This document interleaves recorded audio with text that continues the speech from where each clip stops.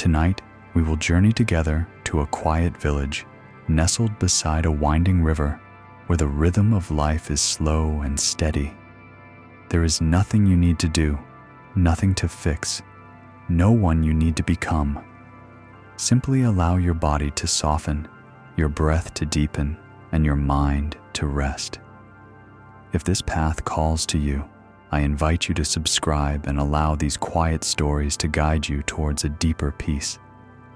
Our journey begins with a simple truth, a wisdom often found in the most ordinary of tasks, that sometimes, in our striving for perfection, we forget the simple joy of being present.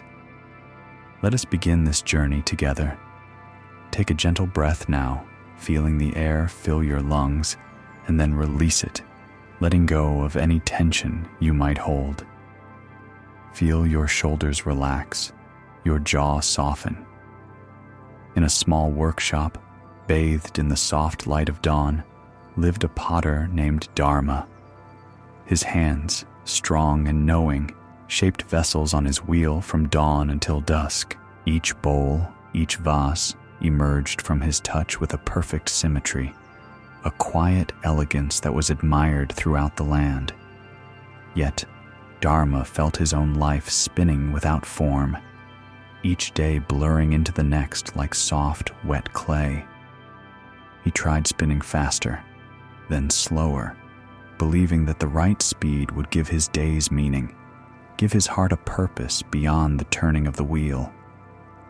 Dharma was a man of steady hands and a quiet gaze, perhaps in his late 30s. His brow often held a slight furrow of concentration, even when his hands moved with effortless grace over the spinning clay. He wore simple, functional clothes, usually a light tunic and trousers, perpetually dusted with the fine powder of dried clay, a fine film that settled on his sleeves, on his hair, on the very air around him. The scent of damp earth and fired clay clung to his workshop, a comforting aroma to many, but to Dharma, it was the scent of his endless seeking. Every morning, before the sun had fully climbed over the eastern hills, Dharma would be at his wheel. The workshop itself was a place of quiet industry, its earthen floor cool beneath his bare feet. Light filtered through a small, high window, illuminating motes of clay dust dancing in the air, creating a soft, golden glow that warmed the rows of finished pots drying on shelves. There was a rhythmic hum as the wheel began its turn, a gentle whirring that was the soundtrack to Dharma's tireless work. He would wedge the clay, knead it with practiced hands until it was supple and free of air, then center it on the spinning head. His fingers, calloused but sensitive, would find the true center, guiding the lump of earth upwards, then outwards, then inwards, into a delicate dance of creation. He was a master of his craft. His bowls held water without a single leak. His vases stood tall and true, their mouths perfectly round. Villagers from miles around would come to his workshop, marveling at the strength and beauty of his pieces. They would praise his skill, his patience, his artistry. Dharma would accept their compliments with a quiet nod, a subtle smile, but inside, a subtle ache persisted. He crafted perfection, yet he felt imperfect. He gave form to the formless, yet his own days felt formless, indistinguishable one from the next. The beauty he brought forth seemed to belong to the clay, to the finished vessel, never quite to him. He believed that there must be a secret, a specific rhythm, a perfect speed for the wheel that would unlock the meaning he sought. Sometimes he would press the foot pedal faster, letting the clay spin in a blur, hoping that in the frenetic pace, a new insight would emerge. He would lean into the speed, his muscles tensing, trying to match his inner striving to the outer velocity. But the bowls that emerged were no more meaningful, no more satisfying. They were simply faster, more efficiently made. Then he would slow the wheel almost to a halt, letting the clay turn with a languid, almost hesitant rotation. He would move his hands with exaggerated slowness, stretching each moment, hoping that in the stillness, clarity would descend. He imagined that true wisdom lay in the unhurried, the deliberate. But the slower pace brought no profound revelation, only a different kind of quiet, a quiet that still echoed with his unspoken questions. The pots he made were simply slower, no more imbued with the purpose he yearned for. The truth, he felt, was always just beyond his grasp, just outside the perfect curve of the rim, just beyond the quiet hum of the spinning wheel. His days were a cycle of this quiet seeking. He would wake, work, eat simple meals, and sleep, only to begin again. The sun would rise, cast its soft light into his workshop, then travel across the sky, painting the walls in shifting hues of gold and amber, before sinking again beyond the western hills. Each evening, as the shadows lengthened and the air grew cool, Dharma would clean his tools, wipe down his wheel, and gaze at the rows of newly formed pots. They were beautiful, they were perfect, but their perfection seemed to highlight his own sense of lack, his own unsettled spirit. He was a creator of beauty, but felt he contained no beauty himself. He was a master of form, but felt his own life lacked the elegant form he gave to his vessels. One warm afternoon, as Dharma worked in the gentle quiet of his workshop, a small child wandered in. The child, no more than 5 years old, had eyes wide with curiosity and movements light as a feather. He carried no burden, no expectation, only a boundless interest in the turning wheel and the soft gray clay. Dharma, though preferring solitude, allowed the child to sit on a low stool in the corner, observing his work with silent wonder. After a while, the child, emboldened by Dharma's quiet presence, pointed a small finger at a lump of clay awaiting its turn. Dharma, with a gentle nod, tore off a small piece and placed it on a miniature wheel, one he sometimes used for teaching or for demonstrations at village festivals. He showed the child how to press the pedal, how to wet the hands, how to gently touch the clay as it spun.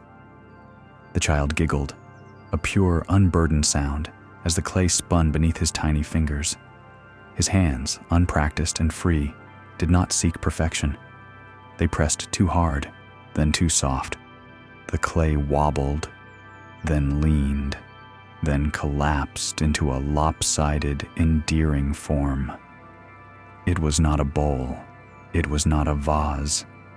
It was simply a charming, imperfect vessel, full of joy and unself-conscious delight. The child laughed again, a bright, clear sound, as he pulled his hands away, revealing his creation. It leaned to one side, its rim uneven, its base a little too thick. It was utterly, gloriously imperfect. Dharma watched, his furrowed brow slowly softening. The child made another. This one was even more peculiar, a small, squat thing that barely held its shape. The child found endless amusement in the way the clay responded to his touch, not caring if it was elegant, not striving for symmetry.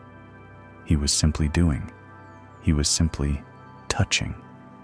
He was simply present with the wet, cool clay, delighting in its malleability, in the way it yielded and shaped beneath his fingers, however clumsily. There was no judgment in his eyes, no disappointment in his laughter, no thought of right or wrong. There was only the pure, unadorned experience of creation. Dharma watched as the child, with a final, satisfied pat, declared his lopsided creation finished. The child's face was smeared with clay, his small tunic dusted, his eyes sparkling with a simple, profound contentment. He had not made a perfect pot. He had made a happy pot. And in that moment, Dharma saw something he had long forgotten. He had been so focused on the outcome, on the finished form, on the perfect symmetry, that he had overlooked the very essence of his craft. He had been so intent on making his life meaningful, on finding the right speed, the right rhythm, that he had forgotten the simple, undeniable presence of his own hands touching the clay. He had forgotten the cool, wet feel of it, the way it yielded, the way it spoke through his fingers. He had forgotten the joy of the clay itself, the raw, earthy pleasure of shaping it, not for perfection, not for praise, but simply for the sake of touching, for the sake of being with it. The child, in his innocent disregard for flawlessness, had shown Dharma that the meaning was not in the perfected vessel, but in the unfolding moment of its creation. The purpose was not in the speed of the wheel, but in the simple, mindful presence of his hands on the turning earth. His life, he realized, was not meant to be a perfectly formed pot, but the continuous, messy, joyful act of shaping. The perfection he sought was not in the final product, but in the quiet, unfolding process. Dharma reached out, not for his own meticulously centered clay, but for one of the child's lopsided creations.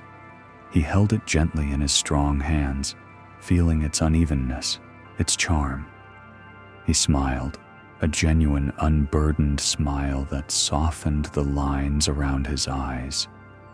He had been so busy spinning faster, then slower, trying to impose meaning on his days, that he had forgotten the simple, undeniable joy of touching the clay itself. He had forgotten the path of simple wisdom that lay not in the striving, but in the presence. The path was not found in the speed of the wheel, but in the quiet, steady turning, and in the unburdened act of creation. As the sun began to set, casting long, peaceful shadows across the workshop floor, Dharma sat quietly, no longer working, no longer striving. He simply breathed, feeling the cool air, listening to the distant sounds of the village. He felt the fine clay dust on his skin, a reminder not of endless work, but of quiet presence. He had begun to remember that the elegant form he gave to his vessels was already present, in a different way, within the formless clay itself, waiting to be revealed by a gentle, unburdened touch. The striving had ended, and the simple joy had begun. Allow this quiet understanding to settle within you now. Feel the gentle release of any striving, any need to be perfect, any search for meaning beyond this very moment. Just like Dharma, we can find peace not in what we achieve, but in the simple, present act of being. Let this stillness carry you now, gently, deeply, into a state of rest. And now, as we gently release the image of Dharma, the potter, finding peace in the simple, present act of touching the clay, let us turn our attention to another quiet corner of this timeless land. Let us move from the stillness of the potter's workshop, from the steady hum of the wheel, to the gentle, ceaseless movement of the river, where the water flows ever onward, carrying stories and dreams upon its surface. Tonight, our journey takes us to the riverbank, to the quiet life of Ganga, the ferry woman. Her boat, a simple, sturdy vessel, was her world. For 40 years, she had plied the same stretch of water, carrying travelers from one shore to the other, her strong hands guiding the oars, her gaze steady on the opposite bank, her face, framed by dark hair often tied back with a simple cloth, carried the subtle lines etched by sun and wind, by countless dawns and dusks reflected on the water. Her clothing was practical, dark indigo or deep brown, designed for the elements, for the spray of the river, for the heat of the sun, for the chill of the evening air. Ganga's voice was low and calm, used to calling out across the water, used to the quiet rhythm of the river itself. Each day was a mirror of the last. She would rise before the first light touched the eastern sky, prepare her simple meal, and then make her way to the river. The mist would often still cling to the water's surface, swirling and dancing like spirits as she untied her boat. The first passengers would appear, eager to begin their own journeys, to reach distant markets, to visit loved ones in faraway villages, to seek new opportunities beyond the horizon. Ganga would take them across, her oars dipping and pulling, with a practiced economy of motion, her strokes powerful and true. She would watch them disembark, their faces alight with anticipation, their steps quickening as they vanished up the path that led away from the river, away from her. And then she would turn her boat around and begin the journey back to the shore she had just left. Always back, always the same two shores, always the same river. This was her life. This was her purpose, to move others forward, to facilitate their progress, their adventures. Yet, in her own heart, Ganga felt a subtle ache, a weariness that went deeper than the physical exertion of rowing. She felt stuck. While her passengers journeyed onward, their lives unfolding in new landscapes, she felt endlessly bound to this one stretch of water, endlessly returning to the same shore, endlessly repeating the same task.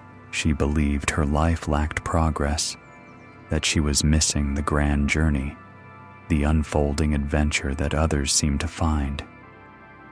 She would sometimes gaze at the distant hills, hazy and blue on the horizon, imagining the paths that led beyond them, the villages nestled in their valleys, the unknown wonders that lay just out of sight. A quiet envy would rise within her, a subtle longing for a different path, for a journey that was truly her own, not merely a shuttle service for others. She yearned for new horizons, for the feeling of moving ever forward, of leaving the familiar behind. She mistook movement to a new place for progress, and the lack of a new place for stagnation. They leave, she would murmur to herself sometimes, her voice a low whisper carried on the wind, and I return. The river flowed ever onward, but she felt she did not flow with it. She felt she was merely an instrument, a tool for its crossing, but never truly a part of its ceaseless journey. Her strength, her skill, her years of dedication, all felt like a quiet burden, keeping her tethered to the familiar, preventing her from knowing the freedom of the unknown. She longed to be carried, not to be the carrier. She longed to experience the journey, not merely to facilitate it. One evening, as the sun began its slow descent, painting the sky in soft oranges and purples, Ganga found herself mid-river. The last passenger of the day had just disembarked, and she was making her final return journey before tying up her boat for the night. The air was still, the water calm, reflecting the deepening hues of the sky.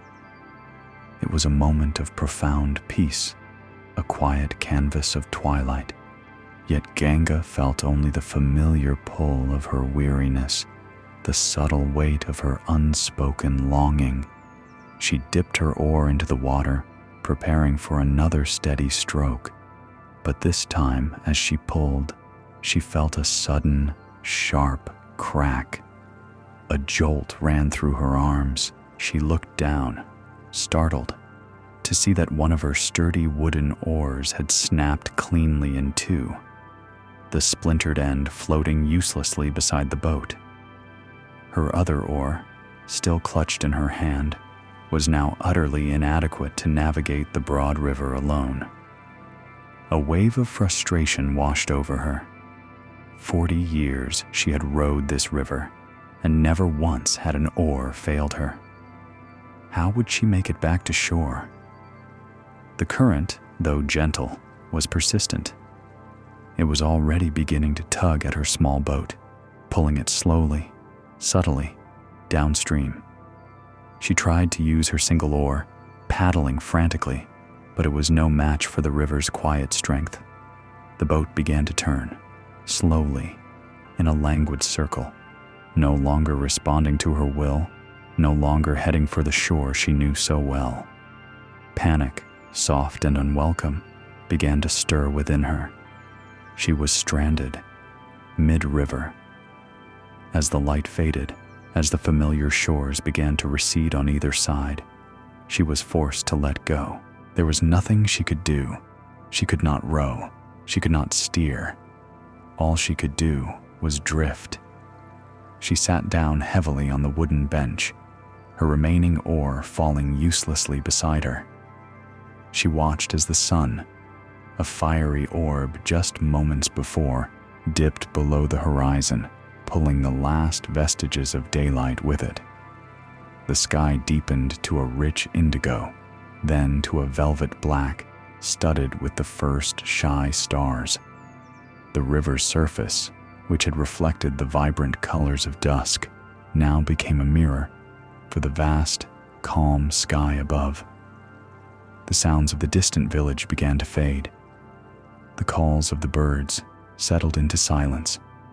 All that remained was the quiet lapping of the water against the hull of her boat, the soft whisper of the breeze, and the rhythmic, almost imperceptible sensation of being carried. At first, a familiar anxiety gnawed at her. Where was she going? How far would she drift? What if she missed her landing place? She tried to strain her eyes, to discern the outlines of the distant banks, to find something to fix her gaze upon, something to give her a sense of direction, a sense of control.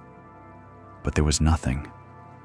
Only the immense flowing river and the vast open sky. As the minutes stretched into an hour, then two, the panic began to subside, replaced by a strange, unfamiliar stillness. She closed her eyes for a moment, then opened them again, looking not at the receding shores, but at the water itself. She saw the gentle eddies, the subtle currents, the way the surface shimmered under the pale light of the rising moon. She felt the cool, moist air on her skin, smelled the earthy scent of the river, heard the continuous, soft murmur of its flow. She'd spent 40 years on this river, but always with a purpose, always with an effort, always with a destination in mind. She had been so focused on reaching the opposite shores, on the effort of the crossing, on the task of moving others from one point to another, that she had never truly felt the river itself. She had never truly allowed herself to be carried. She had mistaken movement for progress and her own strenuous effort for the journey itself. Now, with her oars broken, with her efforts rendered useless, she was simply being on the river. She was simply with the river. And the river, in its profound and gentle wisdom, was carrying her. It was not carrying her to a new, exciting destination beyond the horizon, but it was carrying her. It had always been carrying her. In every single crossing, in every dip of her oar, in every return to the familiar shore, the river's quiet strength had been beneath her, supporting her, moving her. The journey she had longed for, the progress she had yearned to feel, was not an external destination that she had missed. It was the very flow of life itself, the ceaseless movement of the present moment, the quiet, undeniable fact of being carried. She had been so busy striving, so focused on her destination, that she had forgotten to feel the journey in her very bones. She had forgotten that the river was not just a path to be conquered, but a living presence to be felt. A profound peace began to settle over her, a peace deeper and more lasting than any she had known. Her weariness lifted, not because she was no longer tired, but because the burden of her longing had eased. She realized that her life was not lacking progress. It was simply unfolding, moment by moment, just like the river itself. The river did not rush to a destination. It simply flowed, each drop part of an immense, continuous movement. And she, Ganga, the fairy woman, was not separate from that flow. She was part of it. The journey was not to a distant shore, but in the crossing itself, in the constant, gentle carrying, in the deep, undeniable presence of the river. She had believed her life lacked form, lacked meaning, because it seemed to repeat itself. But now, in this enforced stillness, in this quiet, moonlit drift, she understood. The form was in the flow. The meaning was in the being. The journey was not about reaching a far-off place, but about feeling the river beneath her, about trusting its current, about allowing herself to be carried by the very life she had always been a part of. The river had always been moving her, even when she was moving it. As the first hint of dawn began to paint the eastern sky, soft gray giving way to pale rose, Ganga found her boat gently nudging against a familiar bank, not far from her usual mooring. The current had carried her steadily, peacefully, through the night. She looked at her broken oar, resting beside her, no longer a symbol of frustration, but a silent teacher. It had forced her into stillness, into presence, into the profound realization that she had been seeking her journey externally, when it had always been beneath her, within her, carrying her through every single moment. She stepped out of her boat, her feet finding the familiar earth. But this time, her gaze was different. She looked at the river not as a task to be conquered, but as a living friend, a constant companion. She looked at her boat, not as a prison, but as a silent partner in the dance of life. And she looked at the rising sun, not with the weariness of another day's repetitive tasks, but with a quiet sense of gratitude for the ceaseless flow, for the gentle carrying, for the simple, undeniable presence of being. Her life, she understood, was not stuck. It was flowing. It was a journey. And she, Ganga, was finally ready to feel herself being carried. Allow yourself now to be carried by this quiet story, by the gentle understanding that sometimes, in our striving to reach a destination, in our longing for a different path, we forget the simple, undeniable truth of being carried by the very flow of life itself.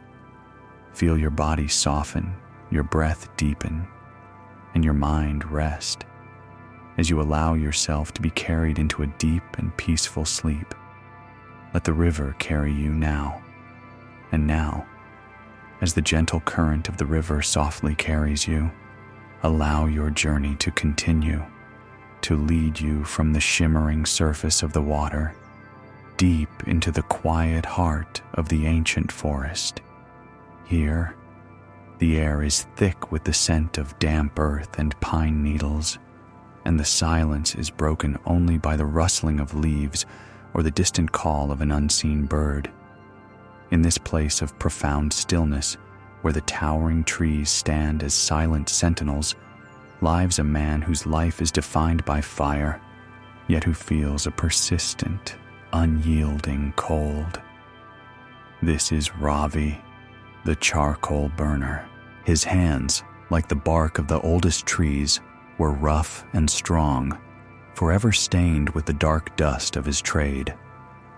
His face, often smudged with soot, bore the lines of constant vigilance, for his work demanded an unwavering attention to the flames. From before dawn until long after dusk, Ravi tended his fires, the heart of his existence beating with the slow, controlled combustion of wood into charcoal. His kiln, a domed mound of earth and clay, rose like a sleeping giant in a clearing deep within the forest. Inside, beneath the carefully sealed layers, the wood smoldered, transforming slowly, patiently, into the dark, precious fuel that would warm homes and forge tools in the distant villages. Day and night, Ravi moved around his kiln, a silent, watchful shadow in the flickering light. He knew the precise moment to open a vent, the exact sound that signaled the perfect temperature, the subtle shift in the smoke's color that told him the transformation was complete. He was a master of fire, a keeper of its deepest secrets. And yet, despite the constant presence of these magnificent consuming flames, Ravi felt a profound coldness inside him, a persistent chill that no amount of external heat seemed able to thaw. He would stand close to the roaring fire pits where he prepared his wood, feeling the intense warmth radiate against his skin, watching the orange embers dance and glow. Yet within his own heart, a deep, unsettling darkness seemed to linger. It was as if the fire, in its fierce intensity, consumed all warmth for itself, leaving him hollow, an empty vessel witnessing a spectacle he could not partake in. He believed, with a quiet desperation, that the answer lay in the fire itself. If only he could build a bigger fire, a hotter flame, a more perfect combustion, then surely that warmth would finally penetrate the coldness within him. He spent countless hours gathering the driest wood, arranging it with meticulous care, building his kilns larger, stoking the initial fires with a fervent, almost desperate energy. He would watch the smoke rise, thick and white at first, then thinning to a faint blue haze, hoping that with each new batch of charcoal, with each new, hotter fire, a spark would ignite within his own spirit. He tried everything. He experimented with different types of wood, convinced that some ancient timber held a warmer essence. He would spend entire nights observing the stars, convinced that their distant, cold light held a secret to fire's inner heart. He would fast, believing that by emptying himself, he might make more room for the fire's warmth. But the coldness persisted. The darkness remained. Each day, as the charcoal cooled and was ready to be brought out, dark and hard and silent, Ravi felt a pang of disappointment. The fire had done its work, but it had not warmed him. It had only consumed. His efforts escalated. He began to sleep less, driven by the urgency of his quest. His eyes, usually calm and steady, now held a subtle flicker of anxiety, always searching, always striving for that elusive, perfect flame. He would wake in the dead of night, drawn by an invisible force to check on his kilns, to add another log, to ensure the temperature was just so. He became a slave to the fire, believing that his own inner well-being was utterly dependent on its external heat. The more he chased the fire, the more consumed he felt, the deeper the coldness seemed to become. He was like a man searching for light by endlessly burning candles, never realizing the light was already in his eyes. One evening, as the shadows lengthened and the forest began to settle into its nightly hush, a subtle change swept through the air. A coolness, different from Ravi's internal chill, began to descend. The leaves on the trees stirred with a new urgency. A distant rumble, low and deep, echoed through the valleys. Ravi, attuned to the slightest shift in his environment, knew what was coming. A storm. A big one. He worked quickly, trying to seal his kilns tighter to protect his precious fires from the coming deluge. But the storm arrived with a ferocity he had not anticipated. The wind howled through the trees, tearing at the branches, whipping the leaves into a frantic dance. And then the rain began. Not a gentle shower, but a torrential downpour, a sheet of water falling from the sky with relentless force. Ravi retreated to his small, crude shelter, a lean-to made of logs and rough-hewn planks, watching as the forest was swallowed by the storm. He saw the sparks from his fire pits, usually so defiant, flicker and die. He heard the hiss and steam as the rain lashed against his carefully tended kilns. He knew, with a sinking heart, that his fires were being extinguished. One by one, the life he had so meticulously cultivated, the heat he had so desperately sought, was being doused. Hours passed. The rain continued its relentless assault. The forest was plunged into an even deeper darkness, the light of his fires replaced by the occasional flash of lightning illuminating the rain-streaked trees. The air grew bitterly cold, seeping into his shelter, chilling him to the bone. He huddled, shivering, feeling the dampness penetrate his clothes, feeling a familiar wave of despair wash over him. All his efforts, all his striving, all his desperate search for warmth had come to naught. He was left in the dark, cold forest, with no external fire to comfort him, no flicker of light to ward off the encroaching chill. He closed his eyes, his body trembling, the silence of the extinguished fires now deafening. The only sound was the drumming of the rain, a constant, monotonous rhythm that seemed to echo the emptiness he felt. He thought of all the years he had spent tending flames, all the energy he had poured into seeking warmth outside himself. And here he was, colder than ever, utterly devoid of the very thing he sought. But then, something shifted. As the external cold intensified, as the last vestiges of his external fires faded, a strange sensation began to unfurl within him. It was subtle at first, a faint warmth, deep within his chest, like a tiny ember that had been shielded from the storm. It was not the searing heat of a roaring bonfire, nor the fierce glow of burning wood. It was a gentle, pervasive warmth, quiet and steady, like the deep, enduring heat of the earth itself. He focused on it, allowing his attention to settle upon this unexpected sensation. It was not something he had created. It was not something he had stoked. It was simply there. It had always been there, a quiet, intrinsic glow, hidden beneath the layers of his striving, his searching, his desperate attempts to generate warmth from the outside. His relentless feeding of external fires, his constant preoccupation with finding heat in the wood and the flame, had made him forget his own intrinsic inner warmth. He had been so busy creating light in the darkness around him that he had failed to notice the light that resided within.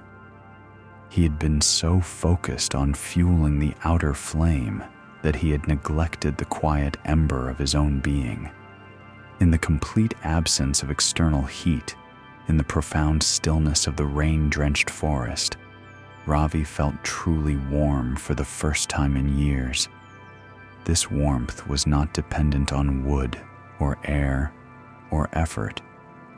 It was a warmth that belonged to him, a quiet, resilient fire that had persisted even through the storm, even through the dousing of all his carefully tended flames. He realized that the fire he had sought was not something he could create or consume, but something he inherently was. The fire outside, the one he had so desperately chased, was but a reflection, a fleeting echo of the deeper, more constant warmth that resided within his own heart. The charcoal, dark and silent, was a testament to transformation, but the true warmth, the lasting comfort, was not in the charcoal itself, but in the life that had sparked it, in the life that observed it, in the life that carried it within. As the first faint light of dawn began to break through the retreating clouds, painting the eastern sky with soft grays and muted purples, the rain finally subsided. The forest was still, cleansed, and fresh. Ravi stepped out of his shelter, his body no longer shivering, his heart no longer burdened by the coldness he had believed was his fate. He looked at the smoldering remains of his kilns, the dark, wet earth, the silent, smoke-free air. There was no fire to tend, no flame to chase. And yet, he felt a profound, gentle warmth radiating from within him, a quiet contentment that permeated his entire being. He understood then that true comfort and lasting contentment were not found in the relentless stoking of external fires, but in recognizing and trusting the intrinsic warmth that had always resided within him. The fire he had needed was not one that consumed, but one that simply was. His life, he realized, was not meant to be a constant struggle against an inner cold, but a quiet acceptance of the warmth that was always present, always available, always waiting to be felt. Allow this story of Ravi, the charcoal burner, to settle gently within you now. Let the quiet understanding that the warmth you seek may already reside within your own heart, waiting for you to simply turn your attention inward. Let go of any striving, any searching for external comfort, and simply allow yourself to feel the gentle, undeniable presence of your own intrinsic warmth. Feel your body soften, your breath deepen, and your mind rest as you allow yourself to be carried into a deep and peaceful sleep. Let your own inner fire gently warm you now. As the quiet warmth of Ravi's story settles, we allow ourselves to drift now, carried by the gentle current of understanding, towards another corner of our quiet village. From the earth-bound comfort of the charcoal burner's hidden fire, our gaze lifts gently towards the rooftops that shelter our homes. Here, amidst the subtle murmur of daily life, we find another soul, deeply skilled, yet grappling with a similar, quiet yearning for something more, something that seems always just beyond reach. We turn our attention now to Sundari, the thatch weaver. Her hands, nimble and strong, were known across 7 villages for their unparalleled skill.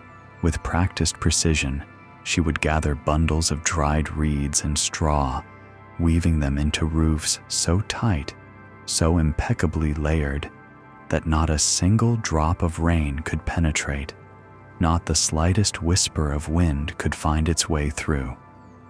Her work was a testament to diligence, a monument to protection.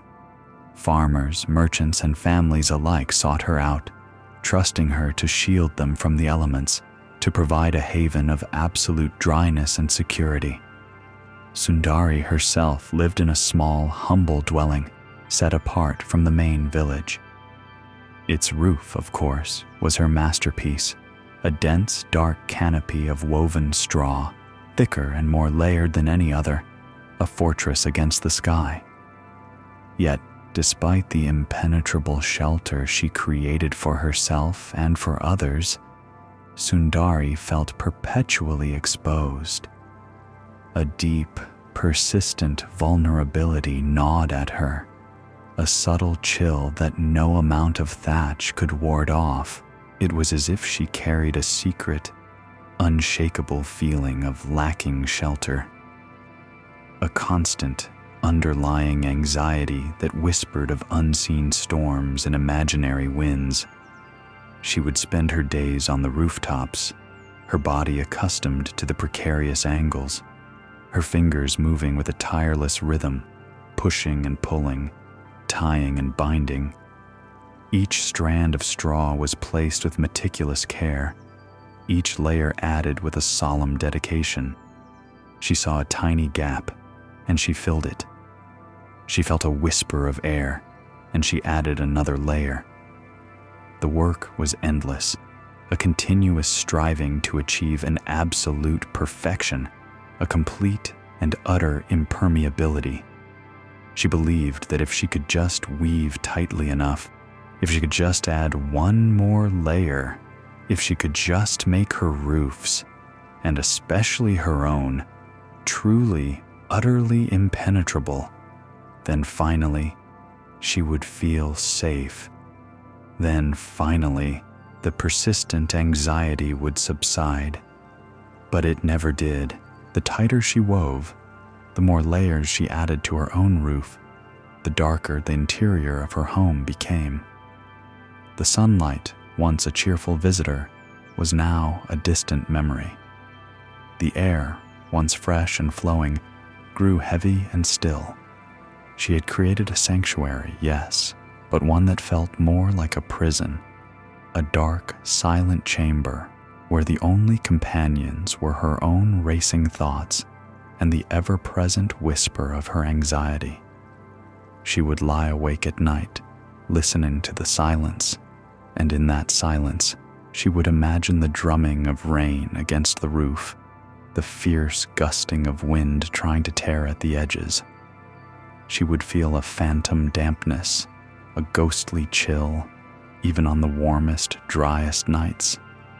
Her mind, so accustomed to seeking out potential points of weakness, had become a tireless architect of imagined disasters. She was always weaving, always patching, always striving against storms that existed only within the confines of her own mind. The need for absolute control, for perfect protection, had become an insatiable hunger, consuming her peace, replacing it with a constant, subtle dread. One warm afternoon, the sun casting long, gentle shadows across the village, Sundari found herself on the roof of the community hall, mending a small section where a few strands had come loose. It was a minor repair, easily done, yet her mind churned with its usual worries, already anticipating the next potential flaw, the next imagined breach. She worked automatically, her hands moving with their accustomed grace, while her thoughts drifted to the upcoming rainy season, already planning how she might add yet another layer to her own dwelling, just to be sure, just to be safe. As she paused for a moment, resting her calloused hands, her gaze drifted from the tightly woven expanse of her own creation to a nearby tree. Nestled amongst the leaves, high on a sturdy branch, was a small, unassuming bird's nest. It was a simple structure, woven with twigs and mud, bits of moss and soft down, all gathered from the natural world around it. It was clearly not impenetrable. Sundari could see gaps in its weaving, small spaces where the light filtered through, where the air could freely pass. It was, by her standards, imperfect, vulnerable.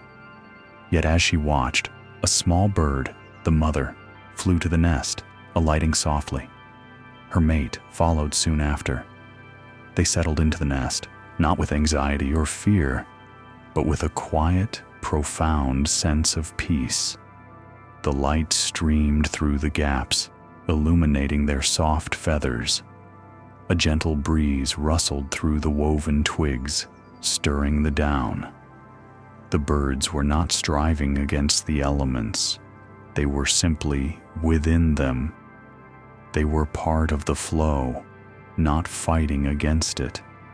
Their home, with all its natural imperfections, was a place of warmth, of shelter, of simple, undeniable contentment. They sat, unburdened, their tiny forms a testament to a different kind of security. Sundari watched them, transfixed. She saw the ease with which they rested, the complete absence of worry in their demeanor. The nest was open to the sky, open to the air, open to the light. It embraced the world, rather than attempting to shut it out. And yet, it was perfectly functional. It offered precisely the shelter that was needed, no more, no less. It did not strive for absolute impermeability. It did not battle against imaginary storms. It simply was. A profound stillness settled over Sundari, quieting the constant clamor of her anxious thoughts. She looked at her own hands, strong and capable, stained with the dust of 1,000 layers of thatch. She looked at the heavy, dark roof she had built for herself, layer upon layer, until it had become a dense, lightless canopy. And then she looked back at the bird's nest, so light, so open, so naturally secure. A quiet understanding began to unfurl within her, gentle as a spring breeze.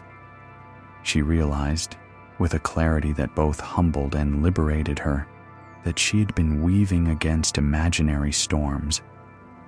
She had been so consumed by the idea of protection, by the relentless pursuit of absolute security, that she had created a prison of darkness for herself. The wetness she feared had never come. The winds she imagined had never truly threatened. In her desperate quest to avoid something that was not truly there, she had sealed herself off from the very light and air that brought life and peace. The security she had sought was not to be found in more layers, in tighter weaves, in an endless battle against an imagined external threat. True shelter, she now understood, was not the absence of all gaps, but the presence of a quiet trust. It was the understanding that some things were beyond her control, and that this was not a flaw, but simply the nature of existence. The birds did not try to control the sky. They built a home that worked with the sky, allowing light and air to pass, resting in the wisdom of natural flow.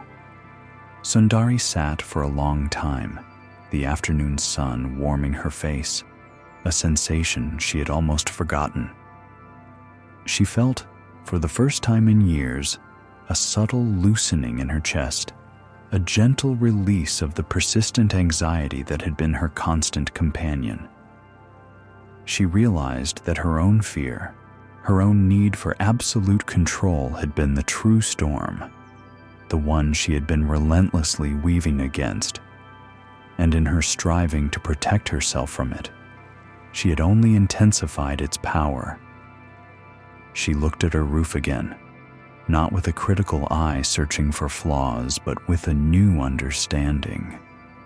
Perhaps, she thought, a roof was not meant to be a solid, impenetrable wall, but a gentle canopy, a welcoming space that allowed for both shelter and connection. Perhaps security was not about sealing off the world, but about opening to it, trusting in the inherent resilience of life itself, even with its natural gaps, even with its subtle imperfections.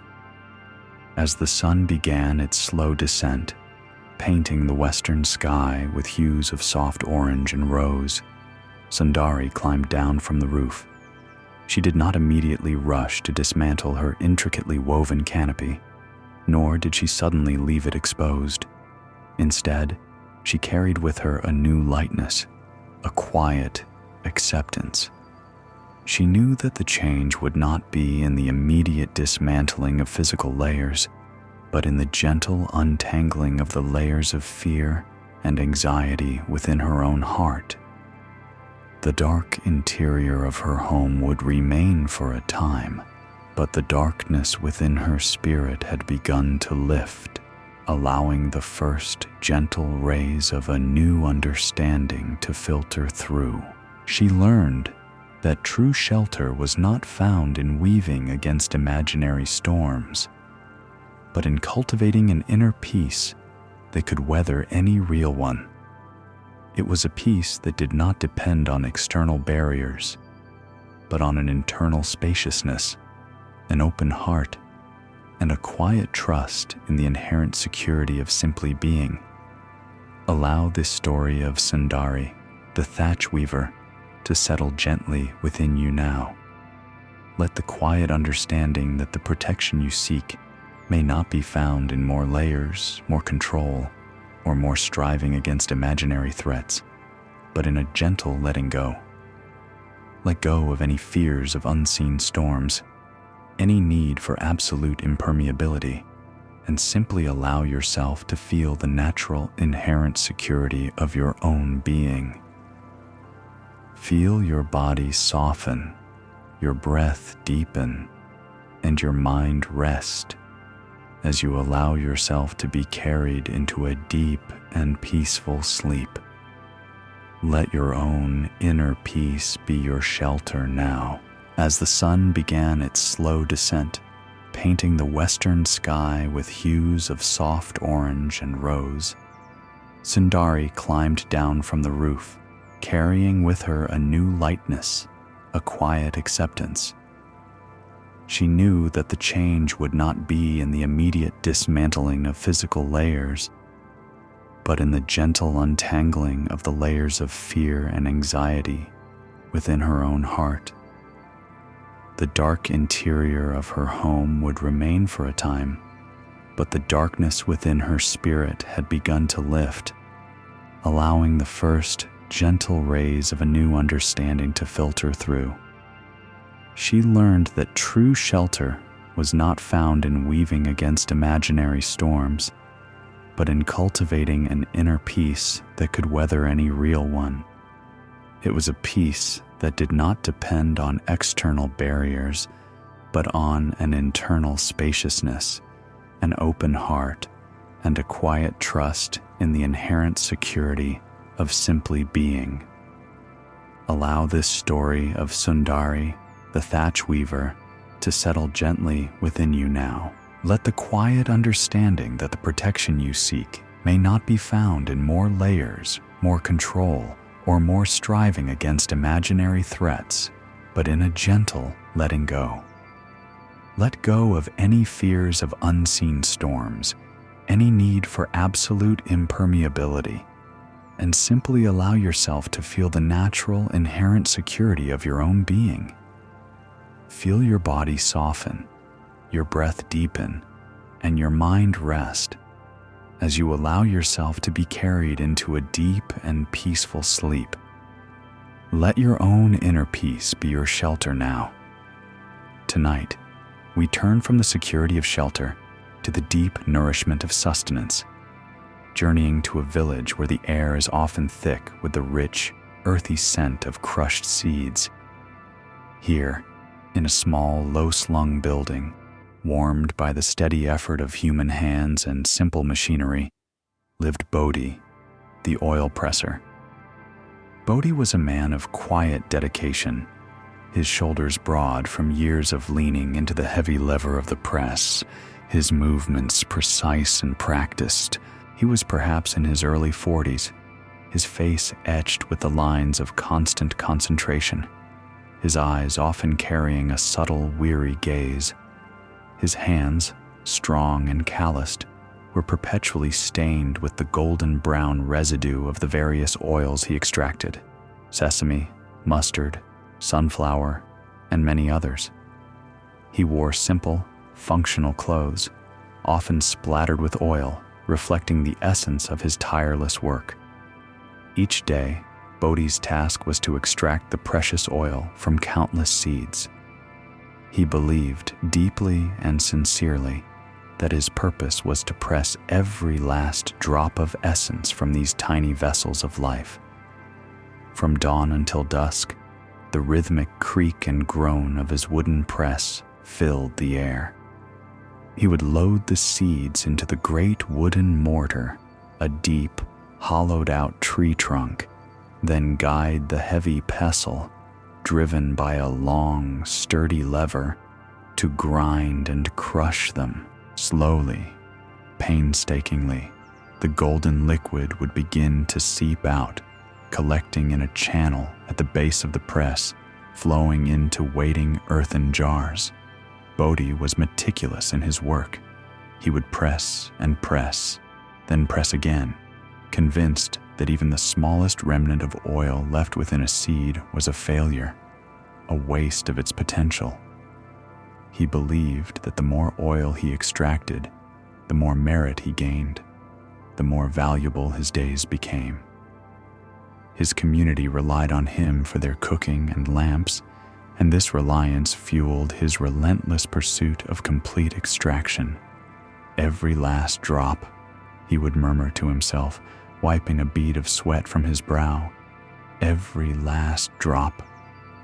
Yet despite his ceaseless effort, despite the rivers of rich golden oil that flowed from his press each day, Bodhi felt an increasing hollowness within himself. It was a subtle, persistent ache, a feeling that as he pressed the essence from the seeds, something vital was being pressed out of him too.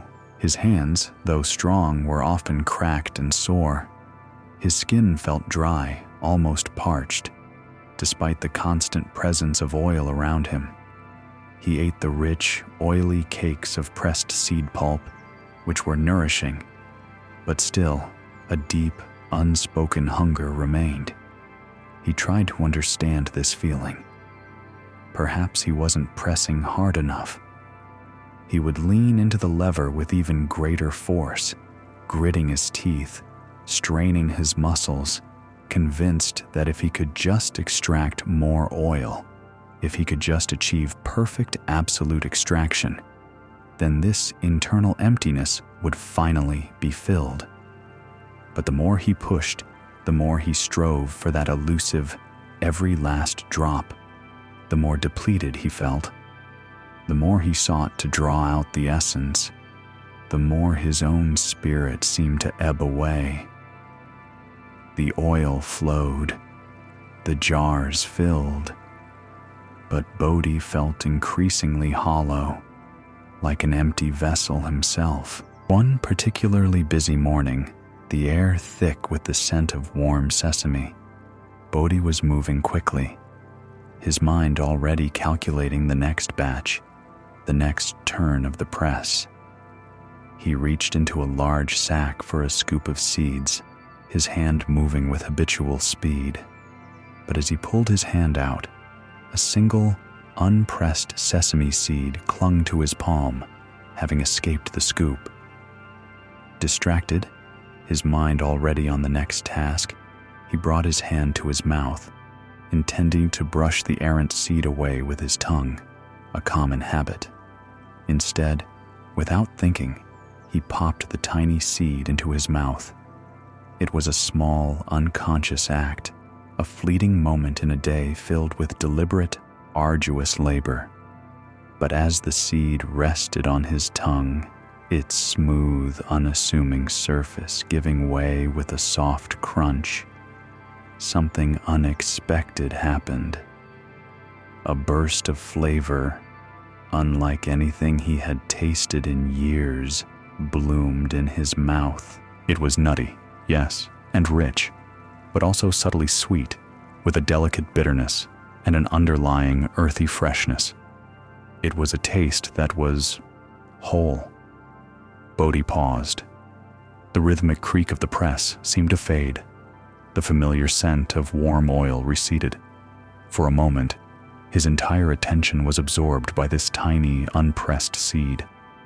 He had tasted sesame oil countless times, had smelled it, felt its texture on his hands. But this was different.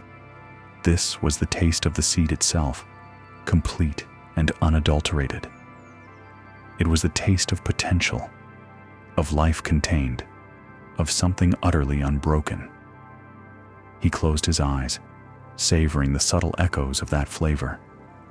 And in that quiet moment, a profound stillness settled over him, silencing the constant internal clamor of more and every last drop. He realized, with a clarity that gently unfolded within him, that he had been so focused on extracting the essence, the oil, that he had forgotten the seed's true purpose.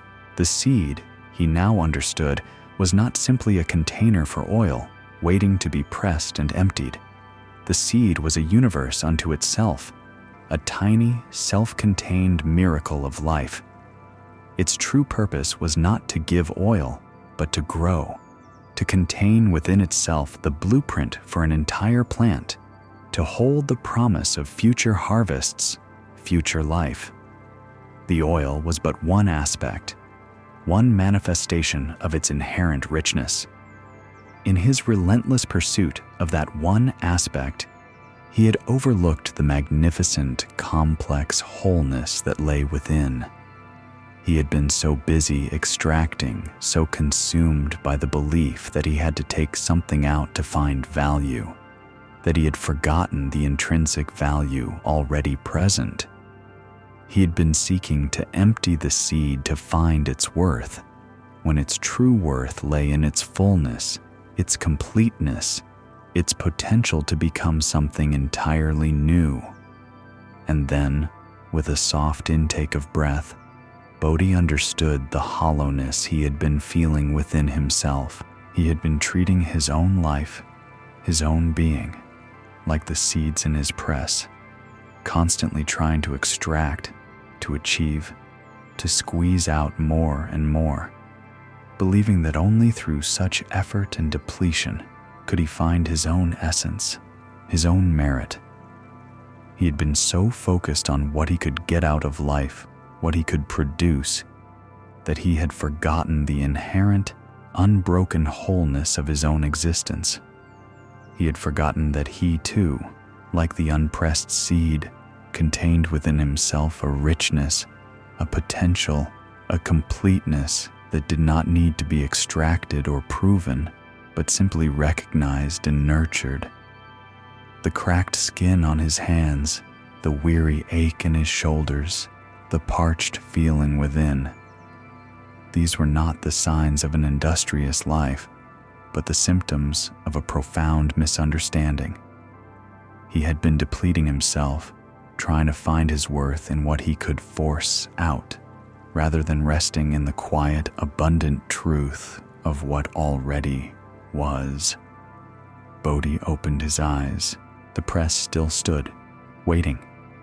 The sacks of seeds still lay piled high.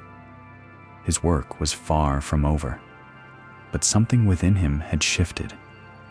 He picked up a handful of sesame seeds, letting them trickle through his fingers, feeling their smooth, hard surfaces, their compact completeness. He saw them not just as raw material for oil, but as tiny, potent miracles, each holding the entirety of its life within. He would continue to press oil, for it was his craft, his livelihood, his way of contributing to his community. But he would do so with a new understanding, a different quality of presence. He would no longer strive with the same desperate intensity to extract every last drop, no longer believe that his worth was measured by how much he could deplete. He would work with a deeper reverence for the seeds, recognizing their inherent wholeness, and in doing so, he would begin to recognize and honor his own. The physical hollowness in his chest began to ease, replaced by a subtle, unexpected sense of fullness, a quiet contentment that had nothing to do with how many jars of oil he filled.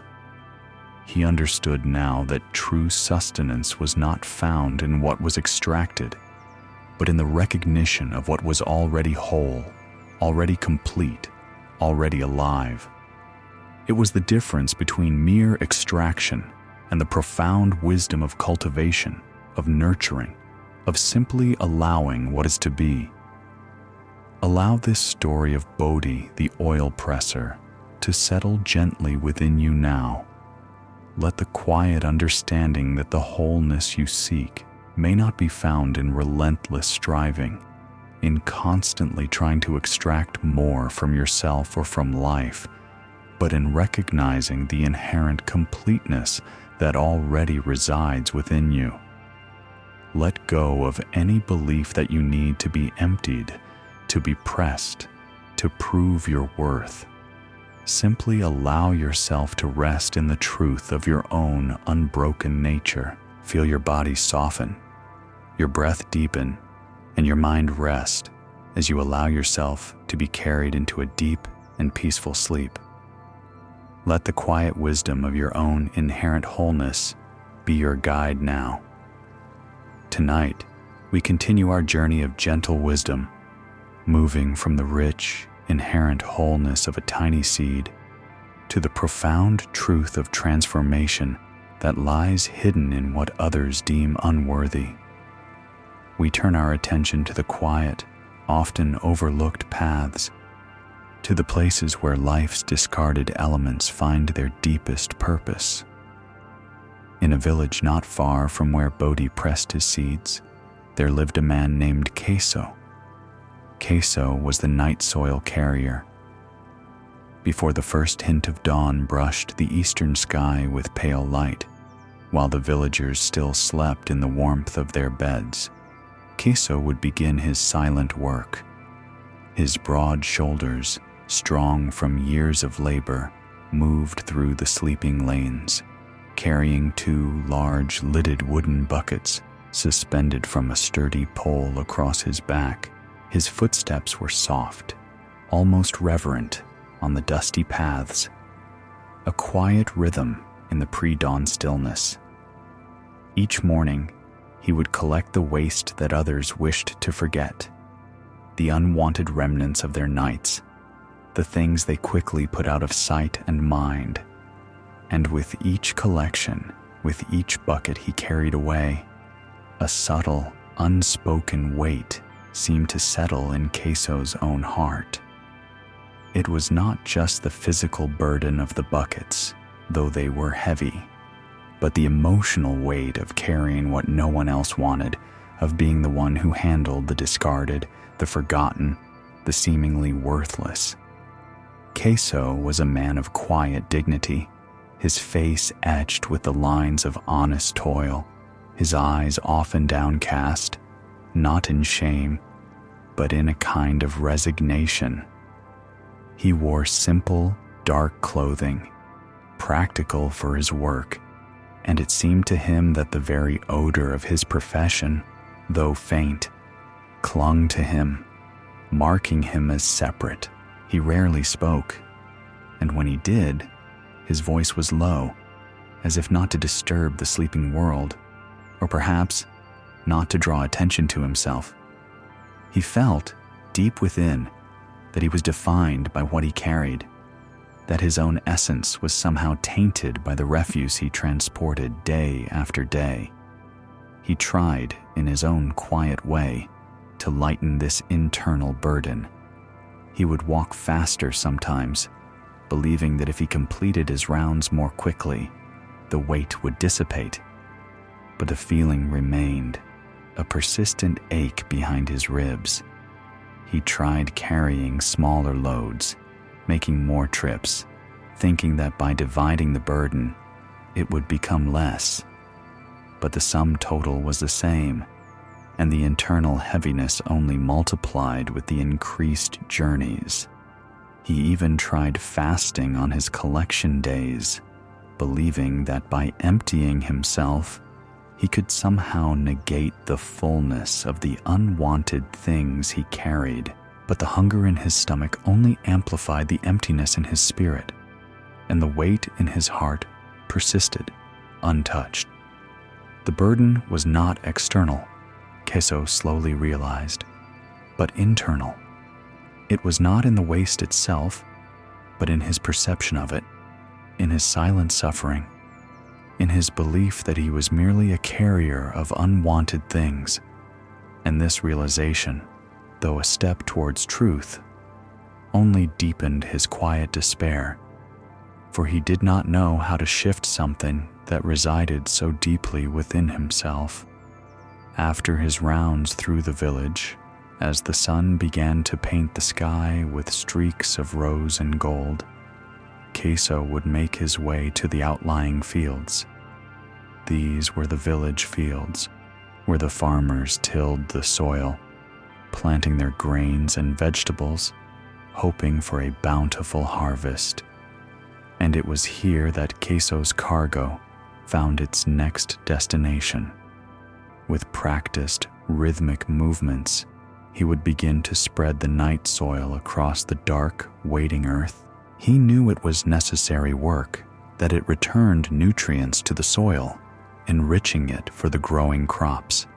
He understood this intellectually, but emotionally, it still felt like he was simply moving unwanted things from one place to another, a perpetual cycle of carrying and discarding.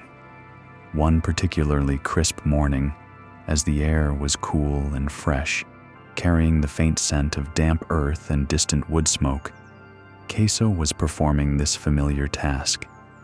He emptied his buckets, his hands moving automatically, his mind lost in its usual quiet contemplation of his burden. He looked down at the earth, a dark, rich canvas awaiting the sun's warmth, and as his gaze settled on a patch where he had spread the waste just yesterday, something caught his eye.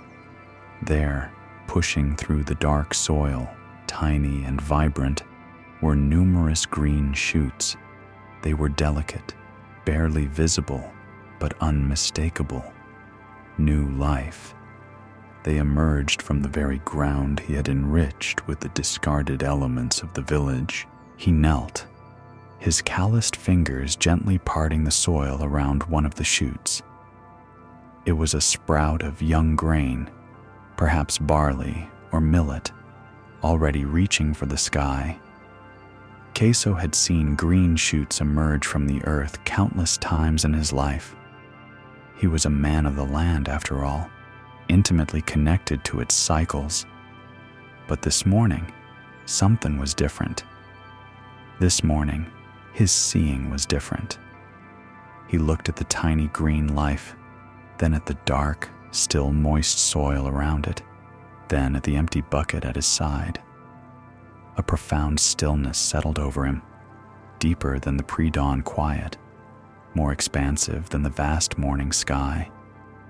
The familiar weight in his heart, the one he had tried to outrun, to divide, to fast away, began to lift gently, like mist rising from a sun-warmed field. He looked again at the green shoots, then at the dark, fertile earth, and a new understanding, clear and luminous, began to unfold within him, softly, like the petals of a waking flower.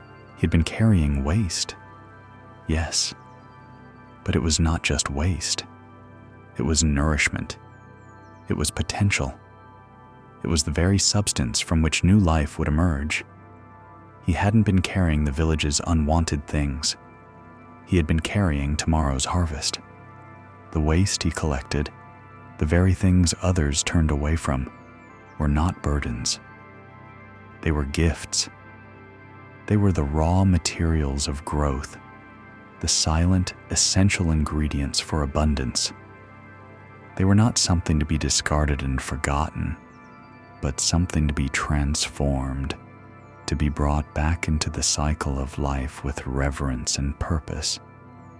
The weight he had felt in his heart, the feeling of being defined by what he carried, was suddenly revealed to be an illusion. He wasn't a carrier of refuse. He was a participant in the grand, ceaseless cycle of transformation. He was a steward of the earth's fertility, a quiet architect of new beginnings. His work was not about carrying away what was unwanted, but about bringing forth what was essential. And with this understanding, Queso looked at his own life, his own thoughts, his own feelings in a new light. If what others considered waste could be transformed into the vibrant promise of a harvest, then what about his own internal waste? What about his own unwanted worries, his own feelings of being overlooked or defined by his quiet, unassuming role? Could they not also be transformed? Could they not also contain hidden value, hidden potential for growth and renewal? The coldness he had sometimes felt, the sense of being burdened, was not a reflection of his true nature, but a misunderstanding of the process. He had been so focused on the outward appearance of the waste that he had forgotten its inner potential, its capacity for change, for becoming something entirely new and beautiful.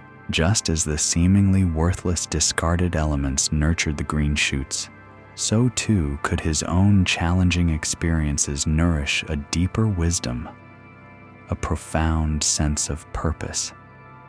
Queso stood up, his posture subtly changed. The pole across his shoulders, though still bearing the weight of the buckets, felt different. It was no longer a symbol of burden, but a tool of connection, a bridge between what had been and what was to come.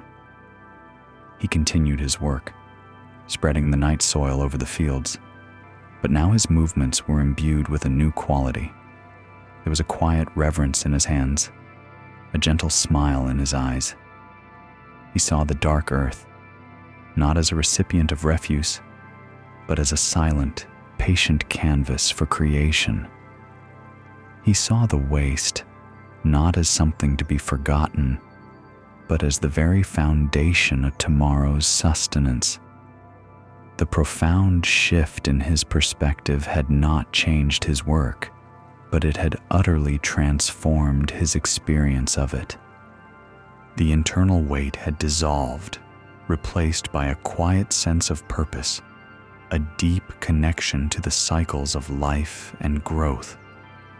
He understood that value was not inherent in the thing itself, but in its potential, in its place within the larger, interconnected web of existence. And perhaps most importantly, he understood that nothing was truly wasted, nothing was truly without purpose, if one simply looked with eyes open to the possibility of transformation. Allow this story of Queso, the night soil carrier, to gently settle within your heart now. Let the quiet wisdom of transformation remind you that even in what seems discarded, even in what feels like a burden, there lies hidden potential, the very seeds of tomorrow's harvest. Let go of any belief that certain parts of your life, certain experiences, certain feelings are simply waste to be forgotten. See them instead as the rich soil from which new understanding, new growth, and new beauty can emerge. Allow yourself to rest in this profound truth, feeling your body soften, your breath deepen, and your mind settle into a quiet, peaceful sleep, embraced by the endless cycle of renewal. Tonight, we lift our gaze from the dark, fertile earth towards the open sky, towards the shimmering light, where another truth awaits us. Our journey now takes us to the vibrant heart of harvest festivals, to the joyful clamor of villages celebrating the earth's bounty, and to the serene, precise world of Tara, the rope walker. At these festivals, in villages nestled between rolling hills and ancient forests, a hush would fall over the merrymakers as Tara prepared her act. Tara, the rope walker. Her name was whispered with a mix of awe and wonder, for her skill was legendary. She walked ropes stretched high between the sturdiest trees, or from the tallest pagoda to the village square, with a flawless grace that seemed to defy gravity itself. Her feet, bare and nimble, would find purchase on the thin, taut line, her body swaying just imperceptibly, her arms outstretched like a bird's wings, guiding her through the air. To watch Tara perform was to witness perfect balance made manifest, a dance between earth and sky where she seemed to float, unburdened by gravity. Yet, paradoxically, on the solid, unwavering ground, Tara felt unsteady. She would stumble over the flat earth, catch her toe on an unseen root, or sway slightly, even when standing still, as if a phantom wind tugged at her. The very ground, which to others felt so firm and reliable, seemed to shift beneath her feet, mocking her aerial mastery. She wondered if her time spent in the sky, her singular focus on the fragile line, had somehow cost her connection to the earth below. Had she gained the heavens only to lose the ground? Tara would practice walk-in meditation, trying to imbue her steps on solid ground with the same meticulous precision she employed on the rope. She would walk slowly, placing each foot with conscious effort, trying to find that perfect center, that unshakable stillness. She would watch children whose feet danced so freely over stones and uneven paths, envying their unthinking connection to the earth. She studied the old women of the village, whose steps were slow and deliberate, yet unfailingly firm, their bodies rooted to the land. She tried to emulate their groundedness, to find that same perfect equilibrium, that unshakable stillness on the earth. But the more she tried to control her steps, the more she tried to balance on the ground, the more awkward and uncertain she felt. It was as if the earth itself was a vast invisible rope, and she was forever seeking its center, forever adjusting, forever bracing herself for a fall that never quite came, yet always felt imminent. The phantom instability remained, a subtle, nagging discomfort that contrasted sharply with the effortless freedom she found high above. She craved the same sense of control, the same flawless poise, on the solid ground that she commanded on the thin line. But the earth seemed to resist her efforts, to mock her attempts at mastery. It was a paradox that weighed on her heart, a constant question she carried in her steps. Why could she find perfect balance where there was so little to hold, yet stumble where there was so much? Then came the great harvest festival, a time of joyous celebration and abundant gratitude, where the bounty of the earth was shared with all. The air hummed with music and laughter. The scent of roasting grains and sweet fruits mingled with the cool evening breeze. Tara was, as always, the highlight. Her rope was strung between two ancient gnarled oak trees, their branches reaching skyward like welcoming arms, their leaves rustling gently in anticipation. Below, the villagers gathered, their faces turned upward, illuminated by the soft glow of lanterns and the deepening twilight.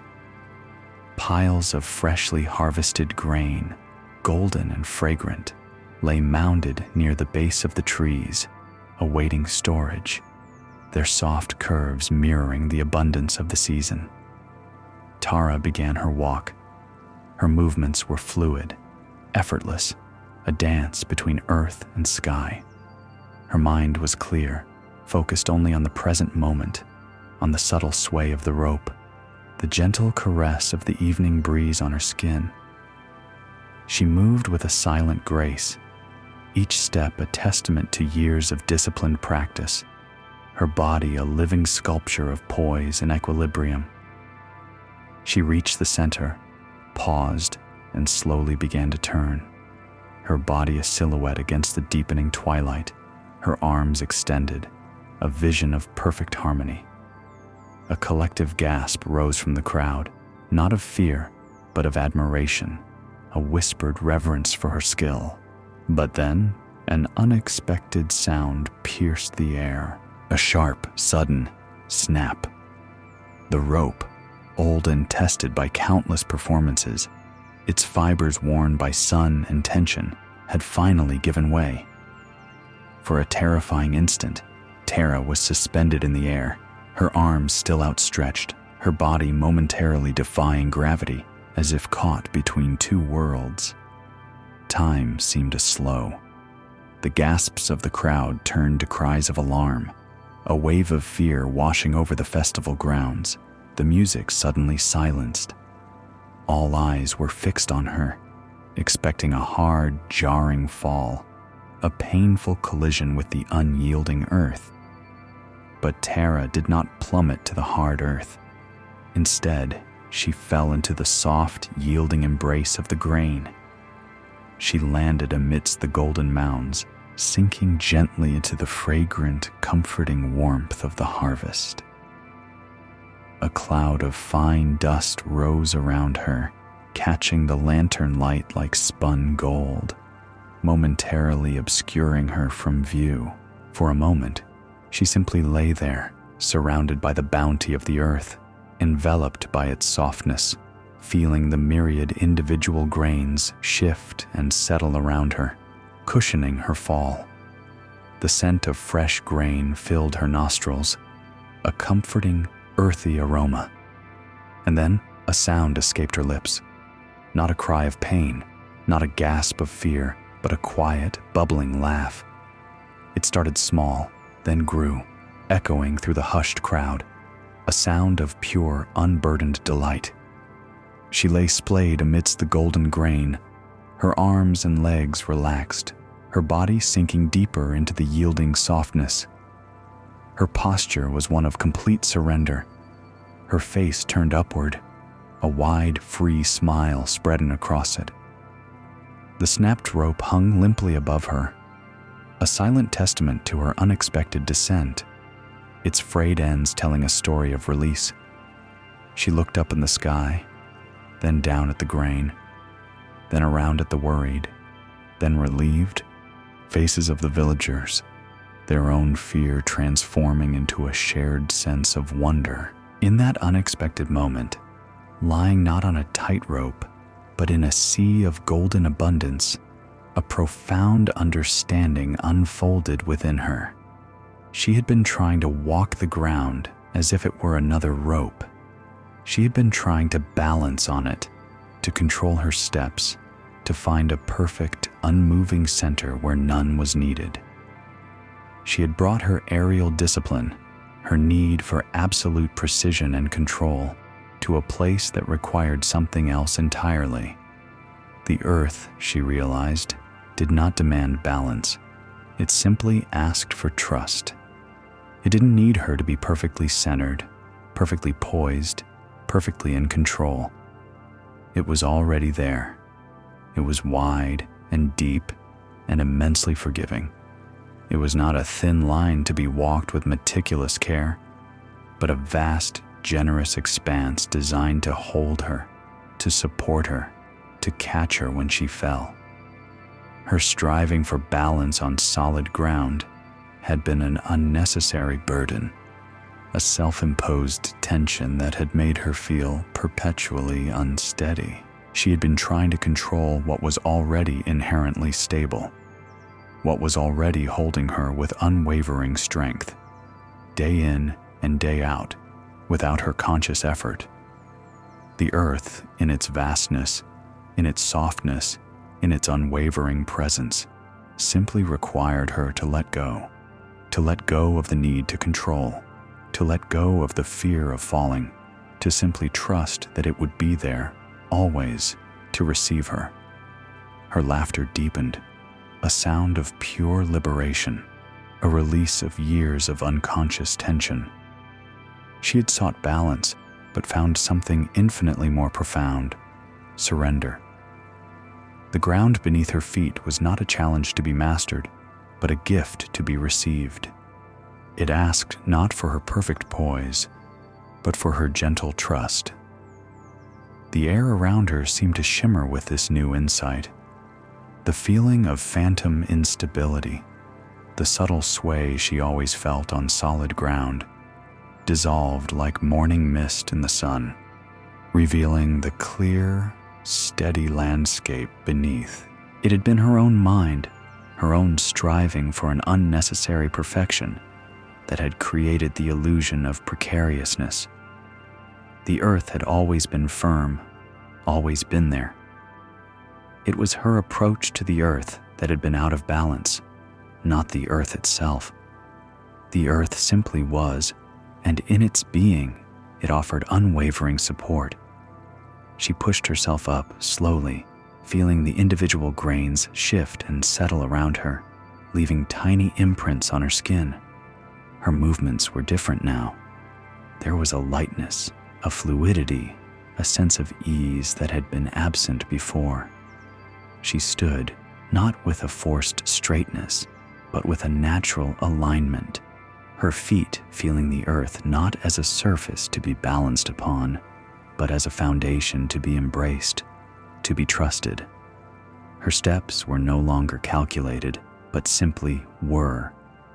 Each footfall was a soft placement, an act of quiet trust, a gentle yielding to the earth's constant presence. Tara, the rope walker, had mastered the art of balance in the sky, but on the earth, she had now discovered the deeper wisdom of trust. She understood that true security wasn't about perfect control, but about a willingness to be held, to be supported, to let life carry you when the unexpected happens.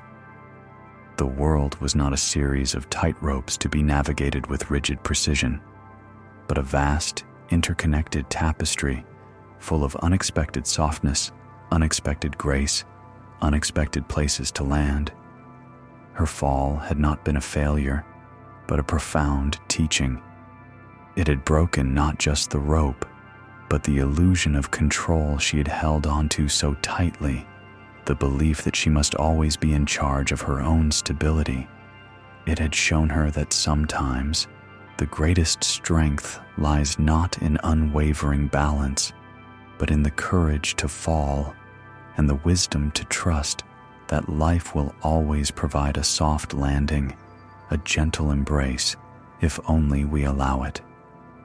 The golden grain, humble and abundant, had taught her a lesson no tightrope ever could. It had shown her the beauty of letting go, the profound peace that comes from trusting the ground beneath her feet, the life around her, and the gentle unfolding of all things. Allow this story of Tara, the rope walker, to gently settle within your heart now. Let the quiet wisdom of her journey remind you that sometimes, in our striving for perfect balance, in our attempts to control every step, every outcome, we forget the simple, profound truth that life itself is often designed to hold us, We bring our anxieties, our need for certainty, our desire for a flawless path, to situations that simply ask for our trust. Perhaps, like Tara, you have been trying to walk the solid ground of your life as if it were a precarious rope, constantly adjusting, constantly bracing yourself, constantly fearing a fall. But what if the ground beneath your feet is not a challenge, but a gift? What if it simply asks for your trust, your willingness to let go, to be supported, to be held? Let go of the need for perfect balance. Let go of the fear of stumbling. Feel the earth beneath you solid and true. Feel the quiet strength that is always present, always ready to receive you. Allow yourself to be carried, to be supported, to simply be, without the burden of constant control. Rest in the profound peace that comes from trusting the natural flow of life, knowing that even in unexpected falls, there is often a soft landing, a new beginning waiting to embrace you.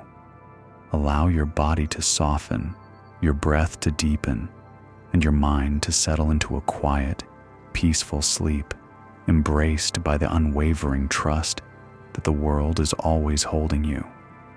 Allow your body to soften, your breath to deepen, and your mind to settle into a quiet, peaceful sleep, embraced by the unwavering trust that the world is always holding you. Tonight, we journey from the open sky and solid ground to the rhythmic heart of the village mill, where the ancient stones turn with a ceaseless, patient grace. It is a place of constant motion, of transformation, where the rough kernels of grain are slowly, steadily transformed into the soft, nourishing flour that feeds the village. Here, amidst the gentle hum and the soft dusting of white, we meet Vasu, the grinding stone turner. Vasu was a man of quiet strength, his shoulders broad from years of guiding the heavy topstone, his hands calloused from the sturdy wooden handle. Each day, from the first blush of dawn until the deep indigo of dusk, he turned the massive grinding stone, a task that required both endurance and a steady, rhythmic pace. The mill was an old one, built of thick, cool stone, its interior perpetually shaded, even when the sun blazed outside.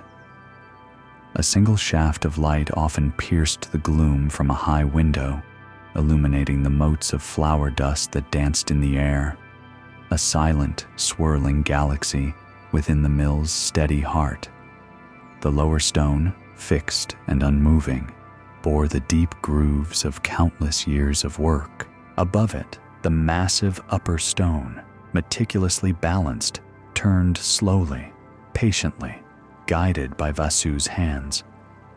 Between them, the golden grain was poured, a steady stream that disappeared into the heart of the stone, only to emerge moments later as a soft, white cascade of flour spilling into the waiting bins below. The sound was a constant, deep rumble, a rhythmic scrape that was the very pulse of the mill, an unceasing whisper of work being done. Vasu had dedicated his life to this rhythm. He knew the weight of the stone, the resistance of the grain, the exact pressure needed to coax the finest flour. He was a master of his craft, his movements economical and precise, each turn a testament to his skill and his patient strength. Yet, despite the continuous flow of flour, despite the satisfaction of knowing he nourished his community, Vasu felt a deep weariness, a subtle ache that went beyond the physical strain. He felt his own thoughts, his own spirit, being ground down by the relentless repetition, dissolved into a fine, indistinguishable dust by the ceaseless sameness of his days. The circle, he thought, was unending. The stone turned and turned and turned again. The grain went in, The flower came out. Tomorrow, it would be the same. The day after, the same. He found himself trapped in this relentless cycle, his mind seeking escape, his spirit yearning for something new, something different, something to break the crushing monotony that seemed to flatten his very being. He tried to find relief. He would count the turns of the stone, hoping that a numerical goal would give his mind something to grasp, something to conquer. 100, 200, 1,000. But the numbers blurred, the goal seemed meaningless, and the moment he stopped counting, the sameness returned, heavier than before. He tried changing direction, reversing the spin, hoping that a new movement would bring a new feeling. But the grain still flowed, the flower still fell, and the circle, though reversed, was still a circle, still endless. He would sing quiet, ancient songs of his people, his voice a low murmur against the rumble of the stone. But even the songs, after a time, began to feel like another form of repetition, another pattern played out against the unchanging backdrop of his task. His efforts, though sincere, only deepened his sense of weariness. They were like small eddies in a vast, slow-moving river, momentarily disrupting the surface, but never altering the relentless current. He felt as though his spirit was slowly eroding, grain by grain, just like the stone itself, subtly worn down by the constant friction of repetition. He looked at the white dust that coated his clothes, his hair, his very skin, and sometimes, in a moment of quiet despair, he felt as though it had settled into his bones, into the very core of his being, turning him into nothing more than a dust-covered automaton, forever turning the stone. The days passed, one after another, each a mirror of the last. The rhythm was hypnotic, but it was a hypnosis that dulled rather than enlightened. He moved, he worked, he produced, but inside he felt a quiet emptiness growing, a sense of his own vibrancy diminishing with each turn of the stone. He longed for a moment of surprise, a sudden break in the pattern, a flash of insight that would lift him from the relentless grind. But a mill offered only its steady, unwavering hum, its predictable cycle. One particularly long afternoon, the air in the mill felt heavy and still. Vasu, his eyes half closed from the ceaseless turning, watched the flower fall. It was a familiar sight. The soft white stream pouring from the lip of the stone into the bin below, accumulating in a gentle mound. He had watched it thousands of times, yet this time something was subtly different. Perhaps it was the angle of the light, or perhaps it was simply his own weariness allowing his mind to quiet, to truly see without the burden of expectation. He watched the individual grains, no longer just a uniform stream. He saw them break, not all at once, not in a single, predetermined manner. Each tiny kernel, caught between the great stones, seemed to fracture in its own unique way. One might split cleanly, another might shatter into several smaller pieces, another might yield with a soft sigh of dust. He saw that the flower, though appearing uniform in the bin, was in fact composed of countless unique fragments, each born from a distinct moment of transformation. He leaned closer, his eyes tracing the subtle patterns in the falling flower. It wasn't a perfectly smooth, homogeneous flow. There were tiny eddies, small swirls, miniature cascades that shifted and reformed with each new drop. The light caught these movements, making the flower shimmer, a living, breathing waterfall of white. What he had always perceived as a single, unchanging stream was in fact 1,000 small, unique events, unfolding in rapid succession, one after another, creating a tapestry of constant, subtle change. He paused, his hand still on the handle, but the stone's momentum carrying it for a few more rotations. A new quiet settled within him, not the dull quiet of monotony, but the clear quiet of sudden understanding. He had been so focused on the unending circle, on the relentless repetition of the turning, that he had failed to see the constant, subtle change that was happening within each moment of that turning. He had been so fixed on the sameness of the macro movement that he had completely overlooked the vibrant dynamism of the micro transformations.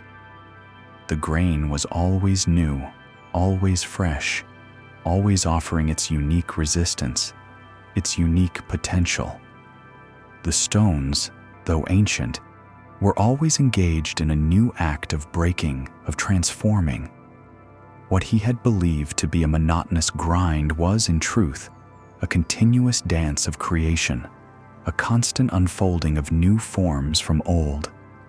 Each turn of the stone was not merely a repeat of the last, but a fresh encounter, a new opportunity for countless tiny, unique transformations to occur. The weariness in his spirit began to lift, replaced by a quiet sense of wonder. He looked at his hands, once again feeling the rough grain between his fingers, the subtle vibration of the stone. These hands were not merely pushing a weight in an endless circle. They were guiding a process of intricate, continuous change. They were participating in a hidden dynamism that had been there all along, patiently waiting for him to notice. He understood then that the problem had not been with the grinding stone or with the repetition of his task. The problem had been with his perception, his mind's tendency to label and dismiss as sameness what was, in reality, a vibrant, ever-changing flow of life. He had been searching for a break in the pattern, a dramatic shift, when the true richness, the true meaning, lay hidden within the very fabric of the pattern itself, within the thousands of small, unique transformations that made up each moment. Vasu took a deep breath. The air in the mill, once heavy with his own internal dust, now seemed clearer, lighter, carrying the sweet, earthy scent of fresh flower. He began to turn the stone again, but his movements were different now. There was still strength, still rhythm, but there was also a new presence, a quiet attentiveness. He wasn't just turning the stone, he was witnessing the dance of the grain, the subtle shift of each particle, the unique patterns forming in the falling flower. The circle was still unending, but it was no longer crushing. It was a spiral, ever moving, ever changing, revealing new facets with each rotation. He had found the dynamism not by escaping the repetition, but by looking deeper into its heart, by allowing his mind to slow enough to perceive the constant, subtle beauty of what was always unfolding.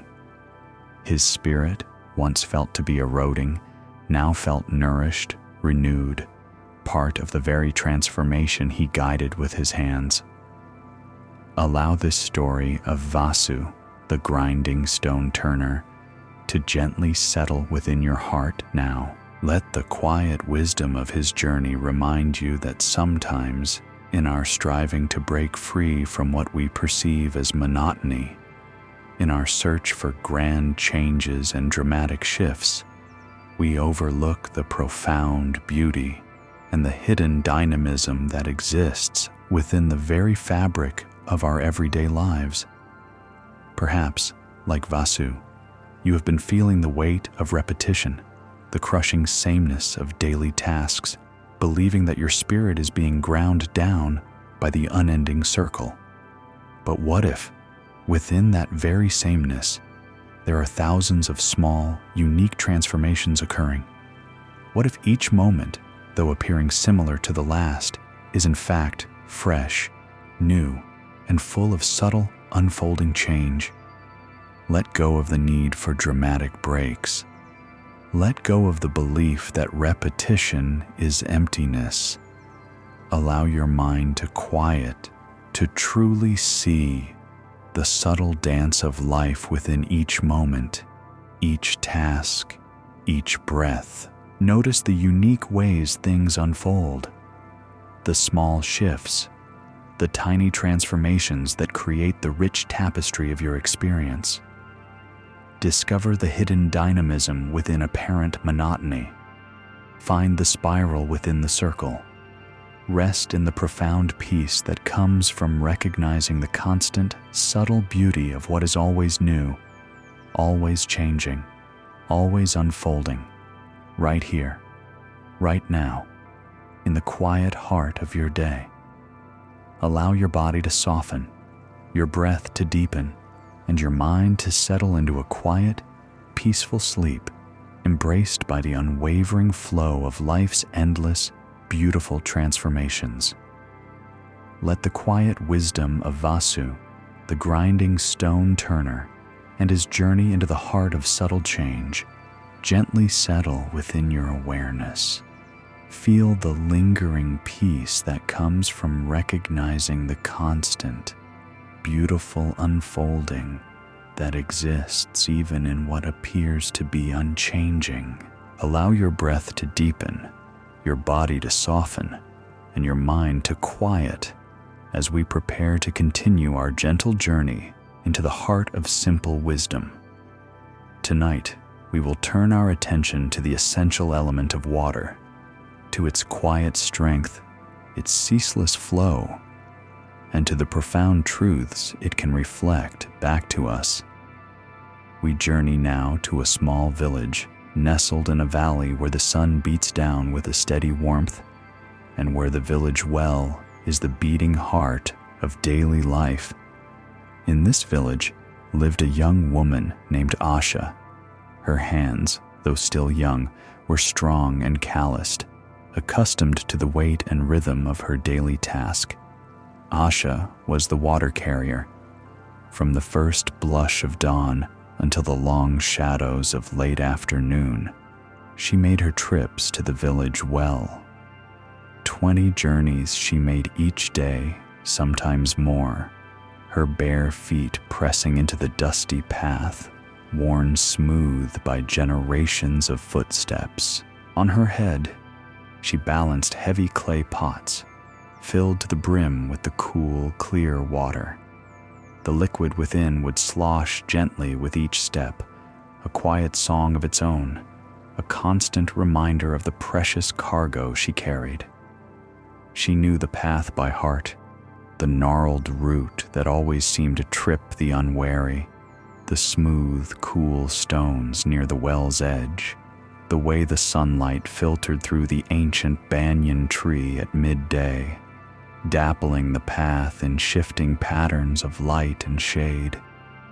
She knew the feel of the cool clay against her scalp, the subtle ache in her neck that would begin to set in after the 10th trip, the slow, rhythmic sway of her body as she walked, a dance perfected through countless repetitions.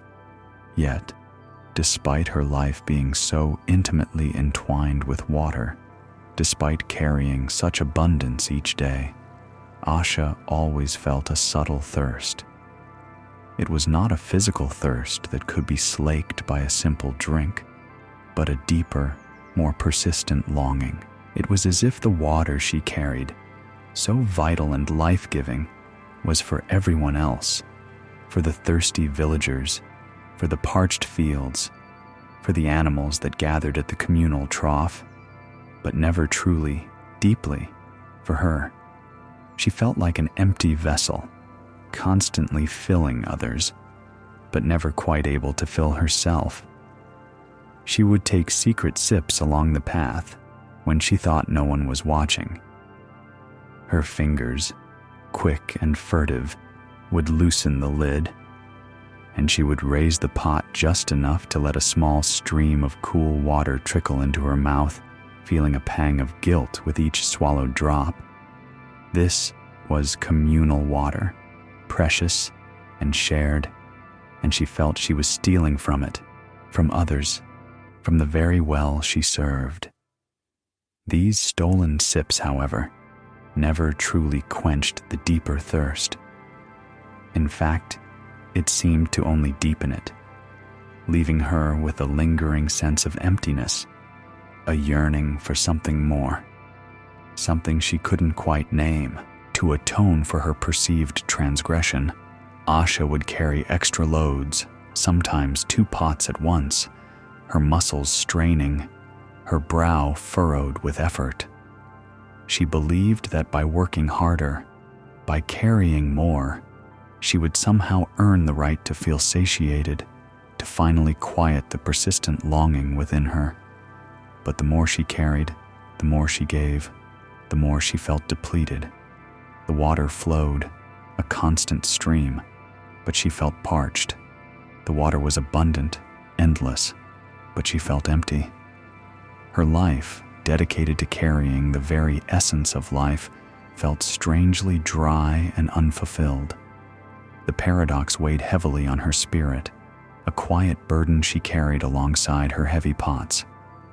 One hot afternoon, the sun beat down upon the dusty path with an unusual intensity. The air shimmered with heat, and the trees offered little relief.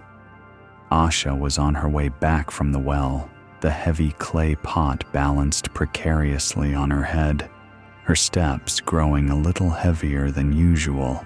Her mind was caught in the familiar loop of her thirst, the subtle ache in her body, the endlessness of the path ahead. Her attention, usually so keen, was momentarily distracted. Her foot, usually so precise, caught on that familiar gnarled root, the one she knew so well, the one she had stepped over countless times without a thought. This time, however, her balance failed her. Her body lurched, a sudden, unexpected twist. The heavy pot on her head tilted sharply. A gasp escaped her lips, a sound of surprise, and then, instantly, of despair. She watched, helpless as the cool, clear water, so painstakingly carried, so precious, spilled from the lip of the pot. It poured forth in a sudden, glistening sheet, splashing onto the parched earth. A wave of frustration washed over her, a deep, heavy sadness that felt disproportionate to the spilled water. It was not just the water, it was the effort, the time, the persistent longing that seemed to pour out with it. She stood frozen for a moment, her breath held, watching as the water spread, quickly soaking into the dry, thirsty ground. The dusty earth drank it in eagerly, leaving behind only darker, damp patches that would soon dry and vanish without a trace. It seemed to her that the water was simply gone, lost, wasted, vanishing into the earth, just as her own efforts seemed to vanish into the emptiness of her persistent thirst. But as the last drop settled, as the spreading dampness began to recede into the thirsty soil, a small, unexpected puddle remained. It was not much, barely a handspan across, but it was perfectly still, perfectly clear, shimmering for a brief moment in the harsh sunlight. It caught the light, holding it, reflecting it. Asha, her heart still heavy with frustration, slowly knelt beside it. Her gaze, drawn by the unexpected shimmer, fell upon the small, still surface. And in that puddle, in that tiny, momentary pool of spilled water, Asha saw her own reflection. Her eyes, wide and still, gazed back at her.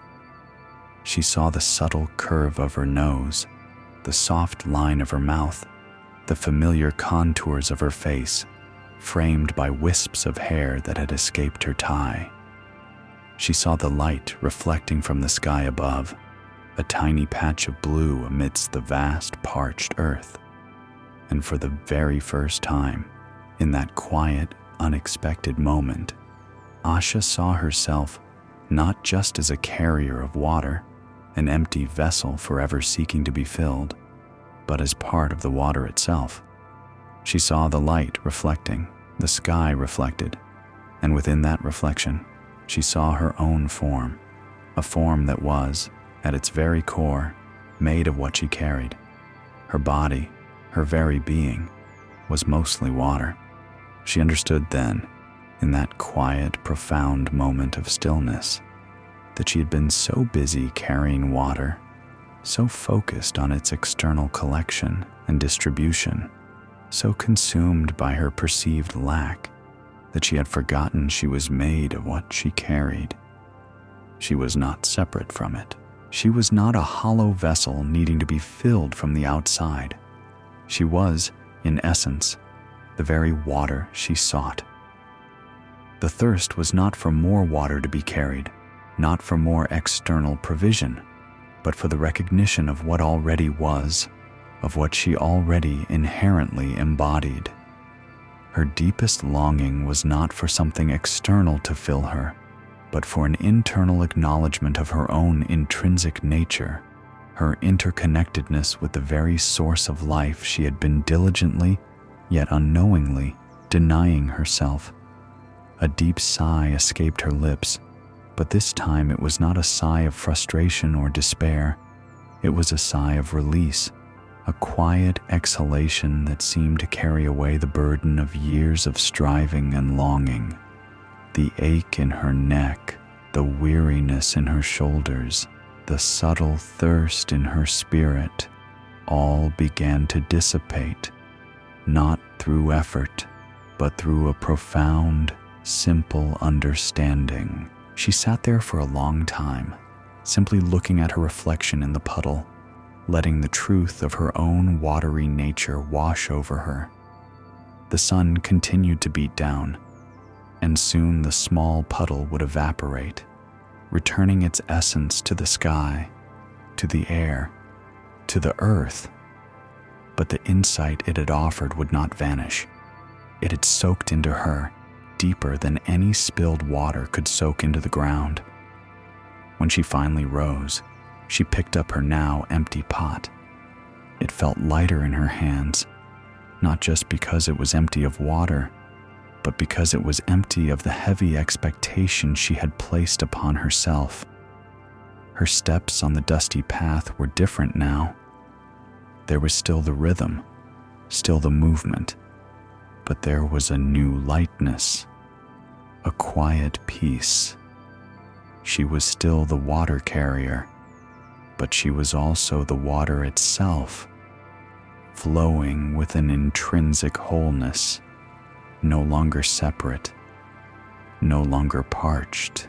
Her life was no longer a paradox of abundance and emptiness, but a quiet, constant flow, reflecting the truth of her own being. Allow this story of Asha, the water carrier, to gently settle within your heart now. Let the quiet wisdom of her journey remind you that sometimes, in our diligent efforts to acquire, to carry, to serve, to fill ourselves from external sources, we forget the profound truth of what we already are.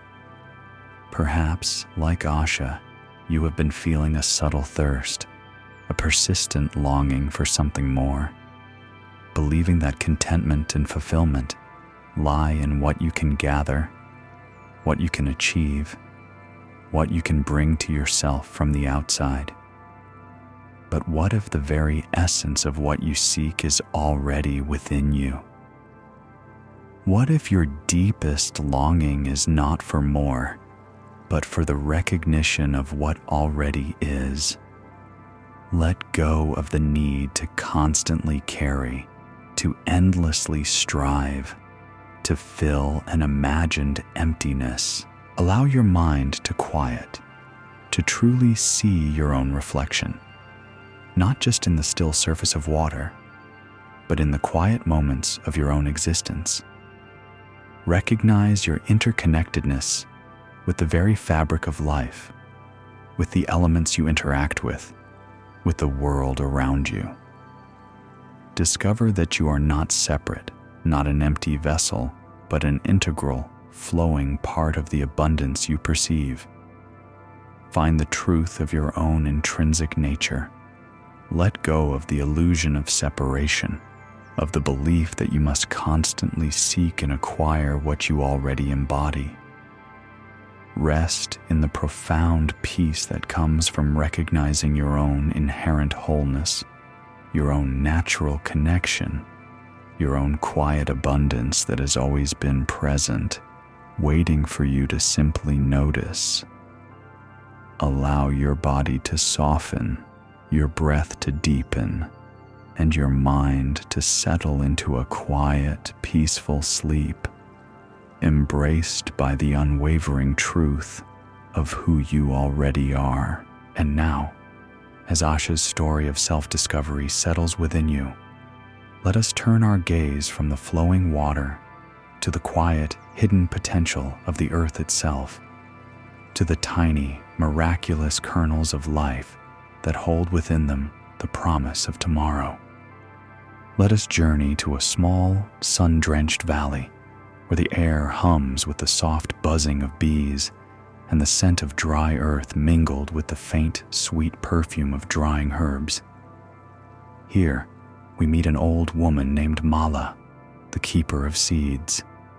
Mala was a woman of gentle strength, her face a map of quiet wisdom, etched with the subtle lines of a life lived in harmony with the earth's rhythms. Her hair, once the deep black of fertile soil, was now a soft, luminous silver, pulled back neatly from her brow. Her fingers, though slender, were nimble and strong, accustomed to the delicate dance of handling the myriad forms of life held within each seed. She wore layers of soft, earthy fabrics, often a warm, hand-spun shawl wrapped around her shoulders, even on warmer days, as if to offer comfort, not just to herself, but to the very air around her. Mala's life was a testament to meticulous care, a profound dedication to nurturing and preserving. For decades, she had served her village as the seed keeper, a sacred trust passed down through generations. From every harvest, she would carefully select the strongest, most vibrant seeds, drying them gently in the sun, winnowing them free of chaff, and then storing them with immense diligence. Each type of seed had its own clay pot, labeled with meticulous care, sealed against the elements, and placed on sturdy shelves in a cool, dry room beneath her small dwelling. These were not just seeds. They were the future, the promise of food, the continuation of life through lean years, a silent pact with the earth itself. But within this quiet diligence, within this profound sense of responsibility, a subtle current of worry flowed through Mala. It was a worry that grew with each passing season, deepening with every batch of precious seeds she carefully stored away. She worried about rot, that insidious dampness that could turn a pot of life into a handful of decay. She worried about mice, their tiny, sharp teeth capable of devastating months of careful collection in a single night. She worried about moisture, about unexpected heat, about unforeseen changes in the weather, about everything that could possibly threaten the dormant life she held in her care. Her gentle, knowing smile, so often present, would sometimes subtly falter, replaced by a faint furrow between her brows, a quiet tension in her eyes. She would check her stores obsessively, sometimes several times a day, even in the dead of night. She would light small, fragrant fires in the storage room, believing the smoke would ward off unseen pests. She built better storage shelves, reinforcing them against tremor or collapse. She tried different methods of sealing the pots: thicker clay, tighter lids, layers of dried leaves and herbs. She even divided her collection, distributing small portions to trusted neighbors in other villages, hoping that if one store was lost, another might survive. Yet, with every new effort, with every added layer of protection, her anxiety did not lessen. Instead, it seemed to grow, multiplying with her efforts, deepening with her diligence. The more she tried to control, to safeguard, to secure, the more vulnerable she felt, the more acutely aware she became of all the things that could go wrong. The weight of future harvests, the survival of her community, felt squarely on her aging shoulders, a burden that grew heavier with each passing year. She had become so focused on protecting the seeds that she had forgotten their very nature, their inherent impulse to reach for the sun, to push through the earth, to grow. She was so busy preventing loss that she was, perhaps unknowingly, preventing life. One season, the rains came with an intensity no one had witnessed in generations. They began as a gentle, persistent drizzle, then grew into a relentless downpour that lasted for days, then for weeks.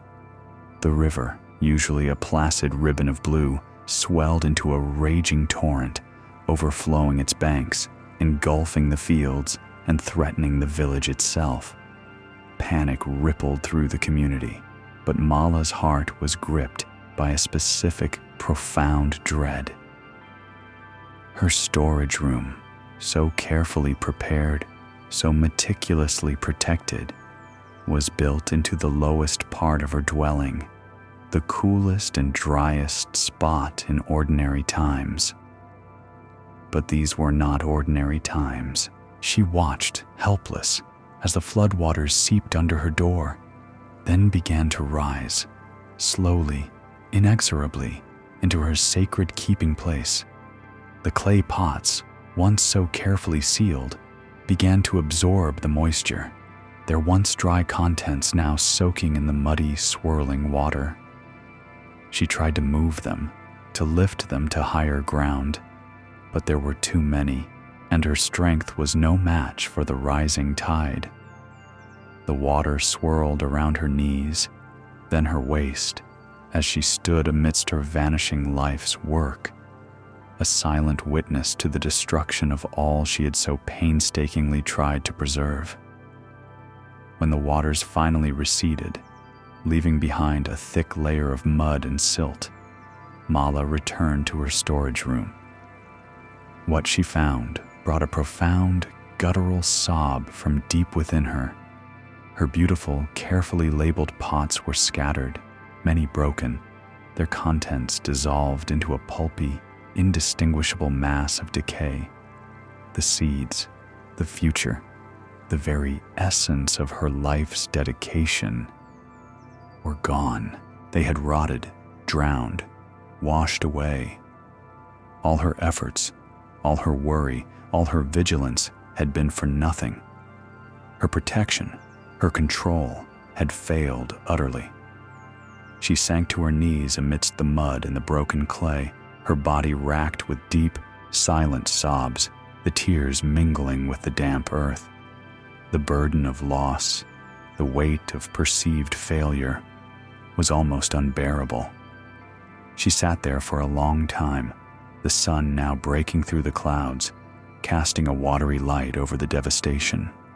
Her eyes, swollen and red, stared blankly at the ruined pots, the mud-caked shelves. Her heart felt as empty as the broken vessels around her. All was lost. All her careful planning, all her diligent work, all her well-intentioned efforts to control the future had been utterly swept away by the indifferent flow of nature.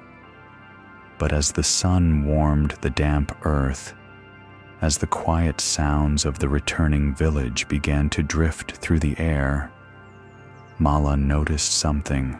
Her gaze, still heavy with despair, fell upon a small patch of mud just beyond the threshold of her ruined storage room, where the floodwaters had receded. And there, pushing through the dark, rich silt, were tiny, vibrant green shoots. One, then another, then a small cluster, reaching confidently towards the light. She leaned closer, her brow furrowing, not with worry now, but with a faint, dawning curiosity. These were not weeds. These were familiar leaves, the tender beginnings of the very crops she had lost. But how? How could this be? Her stored seeds were ruined. Then she remembered. In her attempts to divide her collection, to offer different methods of protection, some seeds had inevitably escaped her meticulous care. A small handful, perhaps, dropped by accident from a pot, or carried by a gust of wind, or nudged by a curious mouse before the flood. These were the wild ones, the unprotected, the ones that had been allowed to simply be, to fall where they may. And it was these unprotected seeds that were now pushing through the mud, bursting forth with irrepressible life. In that quiet, sun-drenched moment, kneeling amidst the wreckage of her careful plans, a profound truth began to unfold within Mala. Her relentless protection, her ceaseless worry, her tireless efforts to control and safeguard every single seed had, paradoxically, been preventing them from fulfilling their very purpose. She had been so busy protecting them from perishing that she had forgotten they were meant to grow, to transform, to become something more than just dormant potential. The seeds did not need her to hold them prisoner in clay pots, safe from all harm. They needed to be released. They needed the earth, the sun, the water, even the risks and uncertainties of the natural world to awaken their inherent life. Her deep-seated worry, her burden of protection, had been a cage, however well-intentioned, around the very life she sought to preserve. A deep, shuddering breath escaped her lips, but this time it was not a sob of despair, but a quiet exhalation of release. The heavy weight she had carried for so long, the burden of being the sole protector of the future, began to lift. She understood that life, true life, was not about rigid preservation and absolute control, but about allowing, about trusting the inherent wisdom of the seed itself, its innate impulse to reach for the light, to transform. The floods had destroyed her stores, yes, but in doing so, they had also washed away the illusion of her control. They had shown her, in the simplest, most undeniable way, that life finds a way, that growth happens, often despite, or even because of, the very things we try so hard to prevent. The wisdom of the seed was not in its preservation, but in its release. Mala rose slowly, her body still aching, but her spirit lighter than it had been in years. The mud was still thick, her pots still broken, but her eyes now held a different light. She looked at the tiny green shoots, so fragile, yet so strong, so utterly unafraid to emerge. She knew now that her role was not to control the destiny of the seeds, but to understand their nature, to facilitate their inherent desire to grow, to trust the larger, wilder cycles of life that held them all. She still collected seeds, of course, for that was her sacred duty. But her hands moved differently now. There was still care, still diligence, but the frantic edge of worry had softened into a quiet reverence. She knew that some seeds would be lost, that not everyone would sprout, that impermanence was the very breath of life. But she also knew that the inherent vitality of the seed, its profound desire to grow, was far more powerful than any protection she could ever offer. Her life was no longer a struggle against loss, but a quiet dance with the natural unfolding of life itself, a release into the wisdom of allowing. Allow this story of Mala, the seed keeper, to gently settle within your heart now. Let the quiet wisdom of her journey remind you that sometimes, in our diligent efforts to protect, to control, to safeguard, we can inadvertently prevent the very growth, the very life, the very freedom we seek to preserve.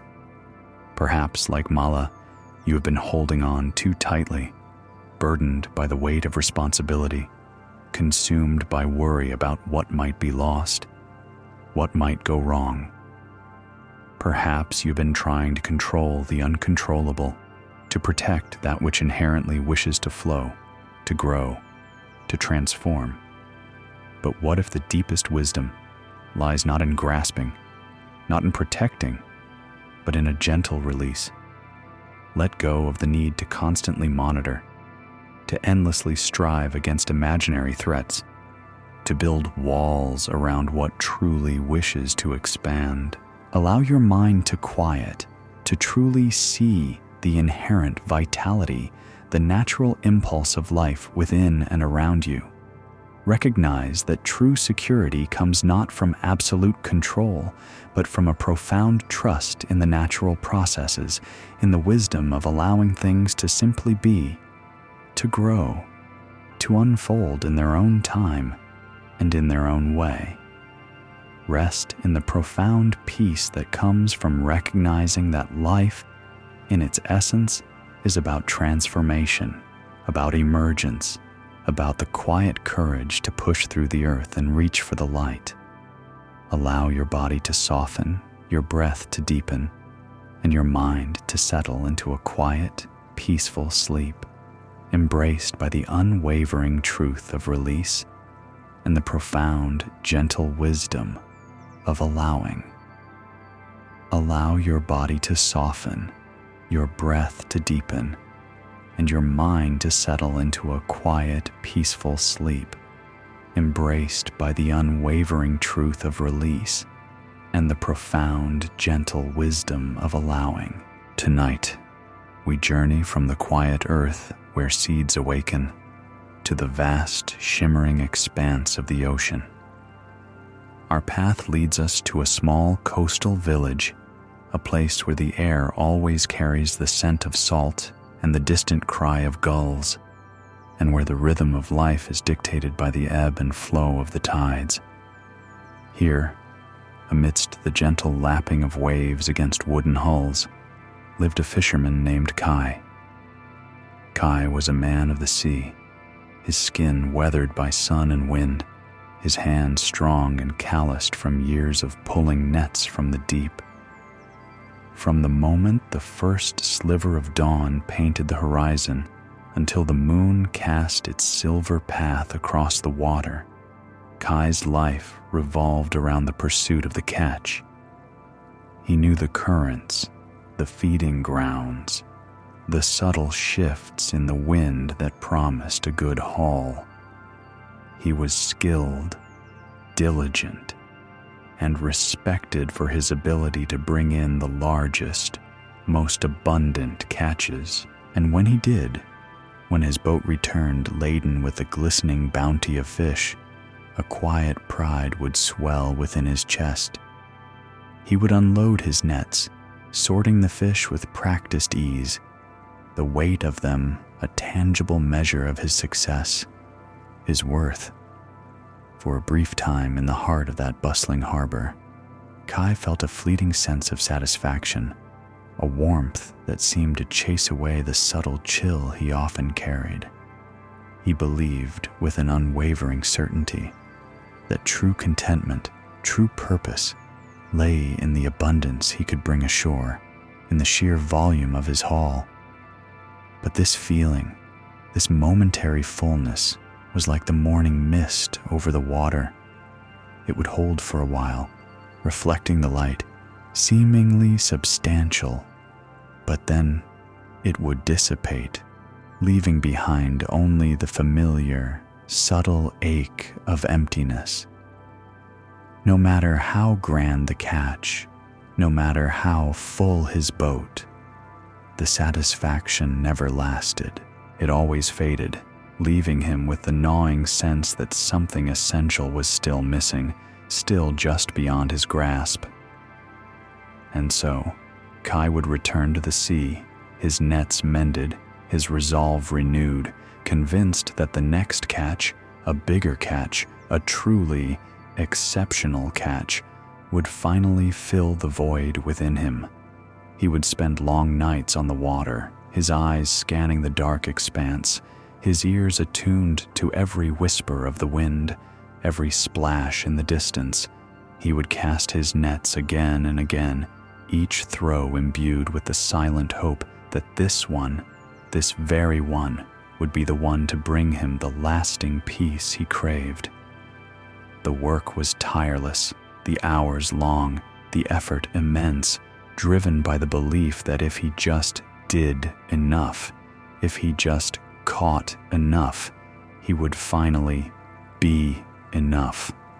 One particularly long night, Kai set out under a sky heavy with stars, a night that promised a bountiful harvest from the sea. He worked tirelessly, casting his nets, waiting, pulling them in, and casting them again.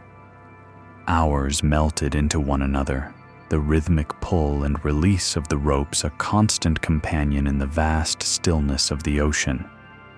His body ached with exertion, his mind focused intently on the task, on the anticipated weight, the glorious struggle of a full net. He envisioned the glistening silver of fish, the proud return to shore, the fleeting warmth of satisfaction. But as the first faint blush of dawn began to touch the eastern sky, painting the water in soft hues of rose and pearl, Kai's efforts had yielded nothing. Again and again, his nets had come up empty. Not a single fish, not even a stray crab or a piece of seaweed, just the cold, wet, empty mesh. Disappointment, cold and sharp, settled heavily in his chest. He had given his all. He had followed the currents, read the signs, worked with unwavering dedication. And for what? Nothing. A vast, echoing emptiness. His shoulders slumped, his gaze falling to the bottom of his boat, which lay bare and silent. The fleeting pride, the anticipated warmth, was nowhere to be found, replaced by a profound sense of futility. He did not cast his nets again.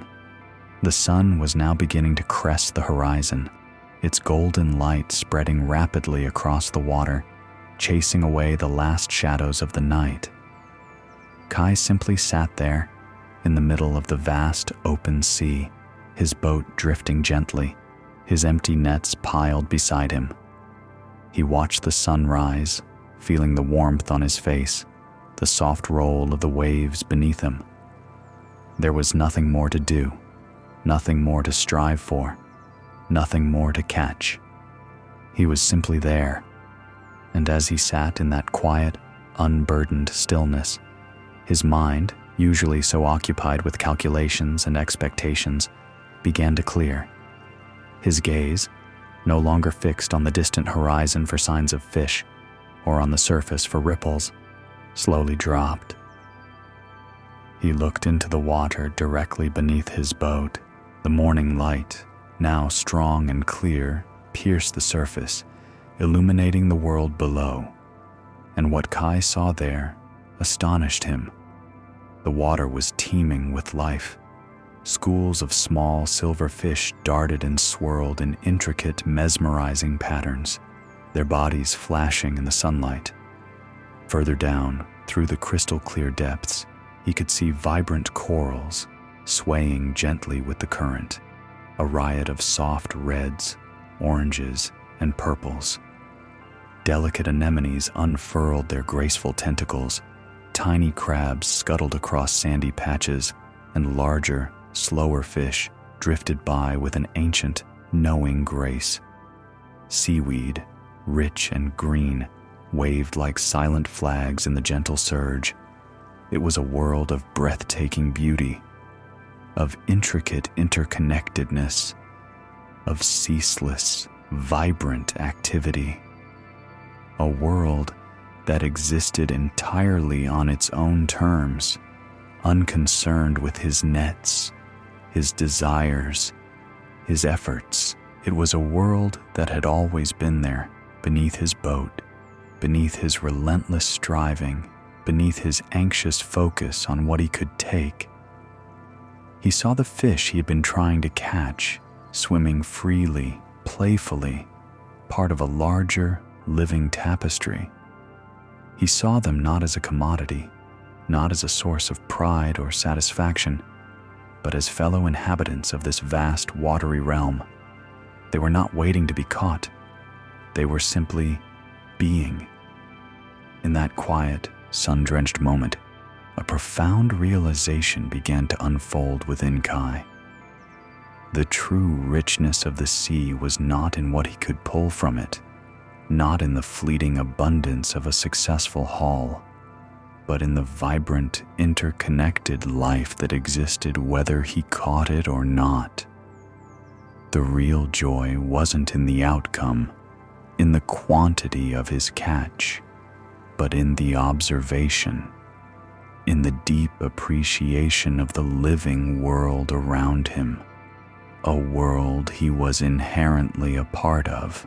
He'd been so focused on extracting, on acquiring, on measuring his worth by what he could take from the sea, that he had become blind to the inherent, boundless wealth of simply being with the sea.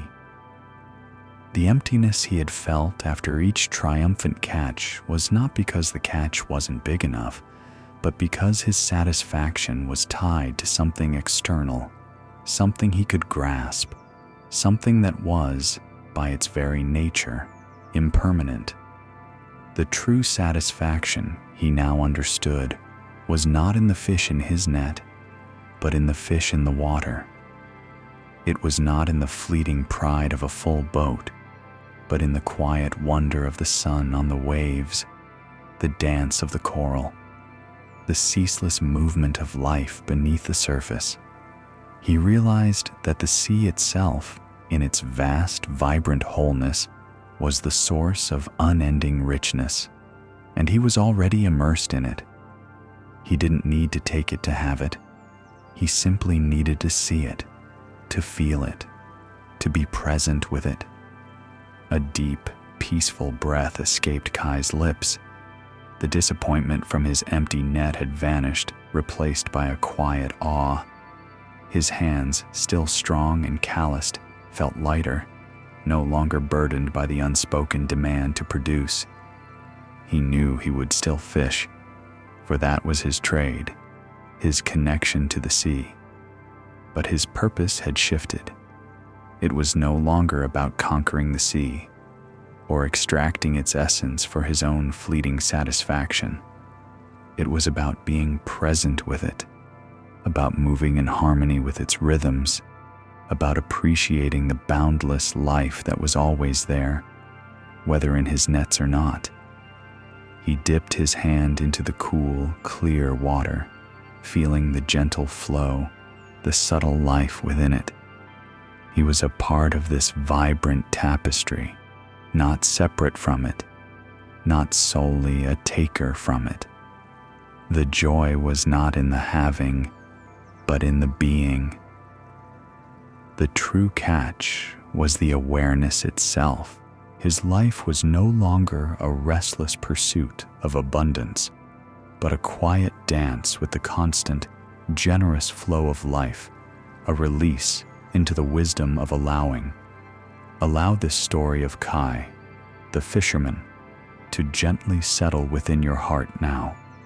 Let the quiet wisdom of his journey remind you that sometimes, in our diligent efforts to pursue, to acquire, to measure our worth by what we can grasp and hold, we can inadvertently overlook the boundless richness that is already present, already flowing, already ours, simply by being.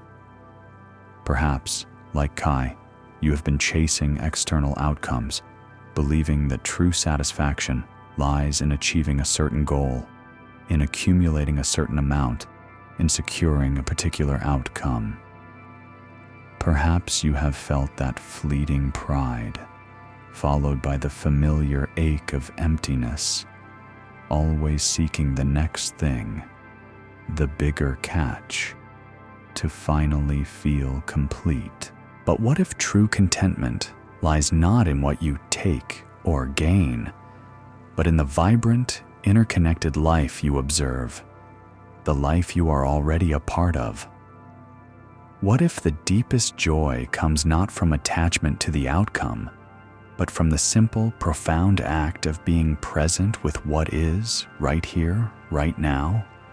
Let go of the need to constantly strive for the next thing, to measure your worth by what you can acquire.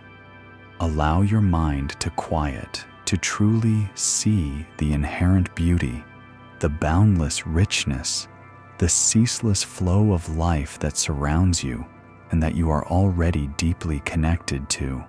Recognize that true satisfaction comes not from external abundance, but from a profound appreciation of the present moment, in the quiet joy of simply being.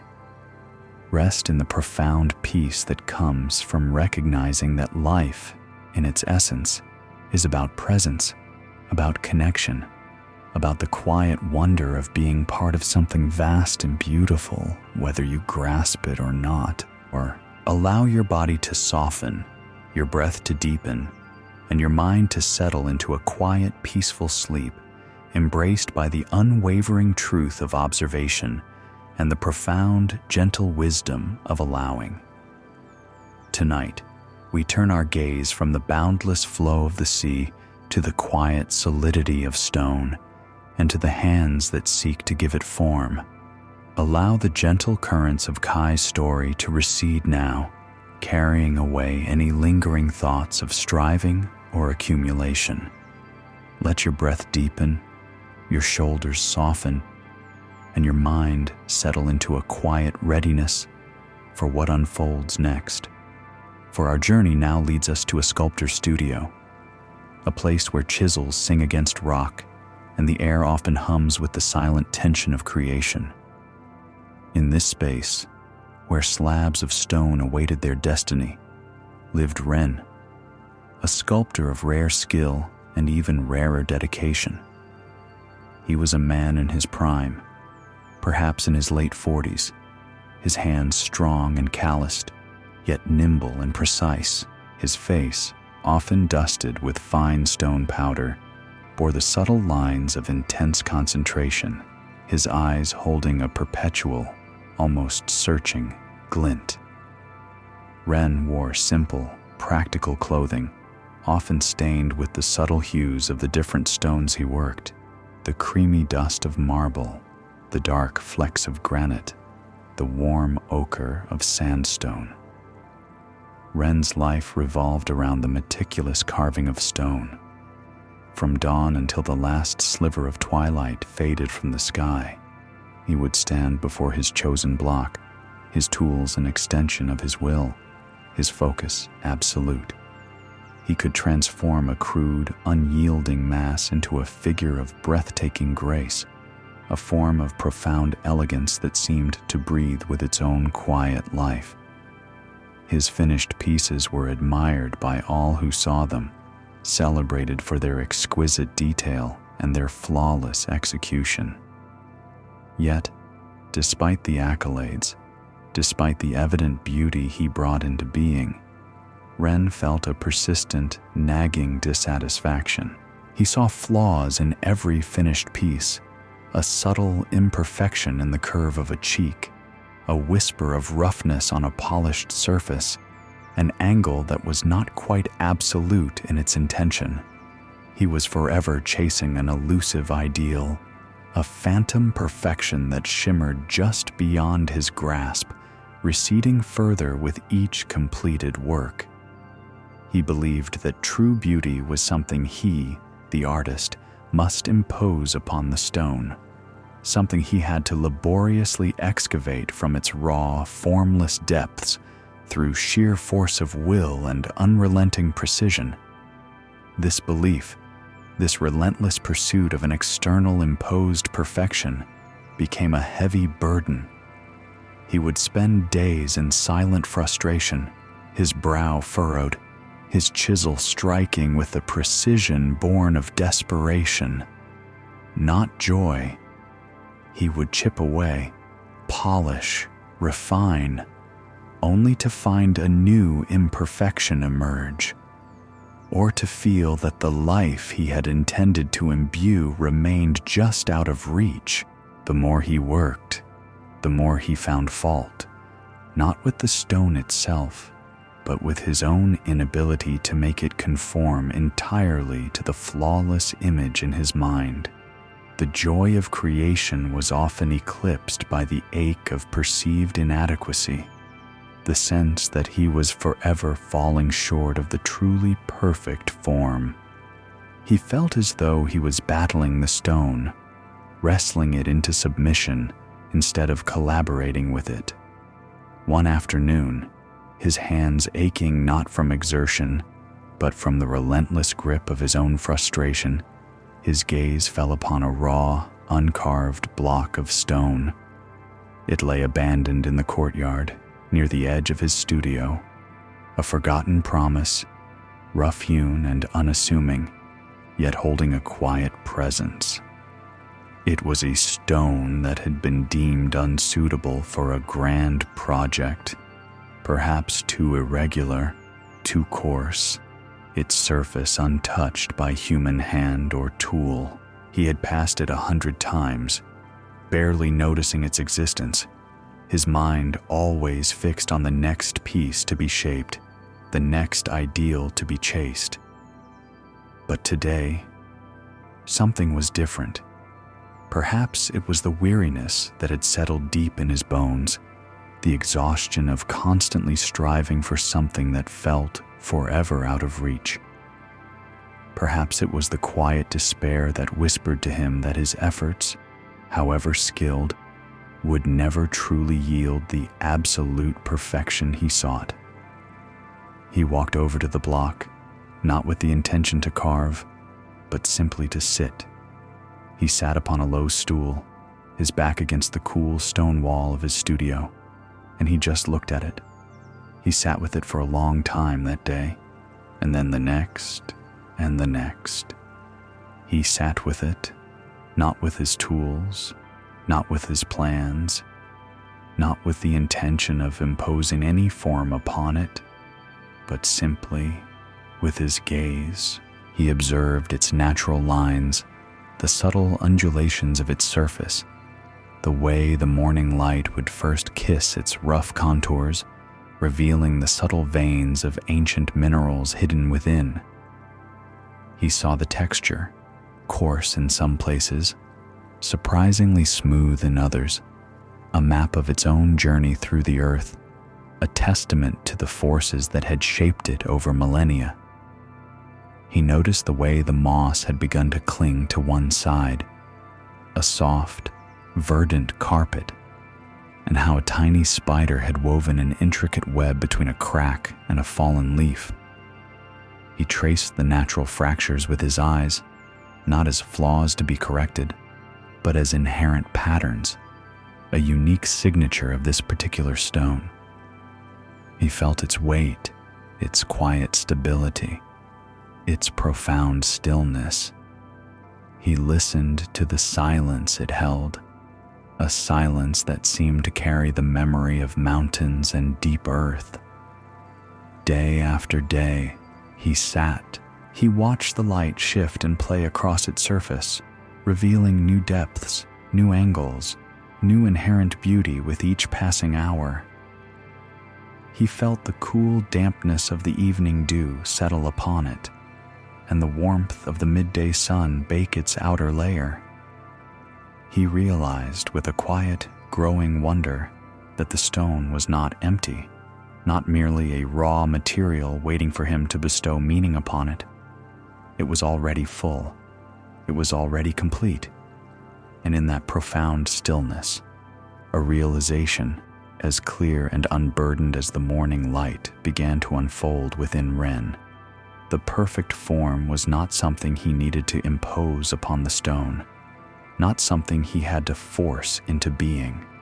No, its inherent beauty, its intrinsic perfection was already within, waiting. It needed no addition, no forceful shaping, only quiet reverence.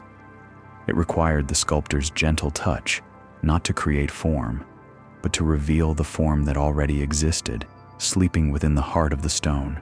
He had been so busy striving, so focused on his own ideal, that he had become blind to the perfection that was already present, already whole in the uncarved block.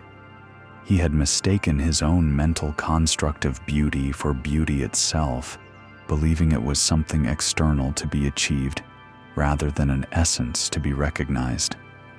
The stone, in its raw, unadorned state, held a quiet, perfect wisdom, a completeness that needed no human intervention to validate it. A deep sense of peace, a quiet awe began to settle within Ren. The frustration, the constant feeling of inadequacy, the relentless grip of his own striving, began to loosen. His hands, previously driven by the urgent need to achieve, now felt a different kind of connection to the stone, a gentle reverence, an understanding born of deep observation.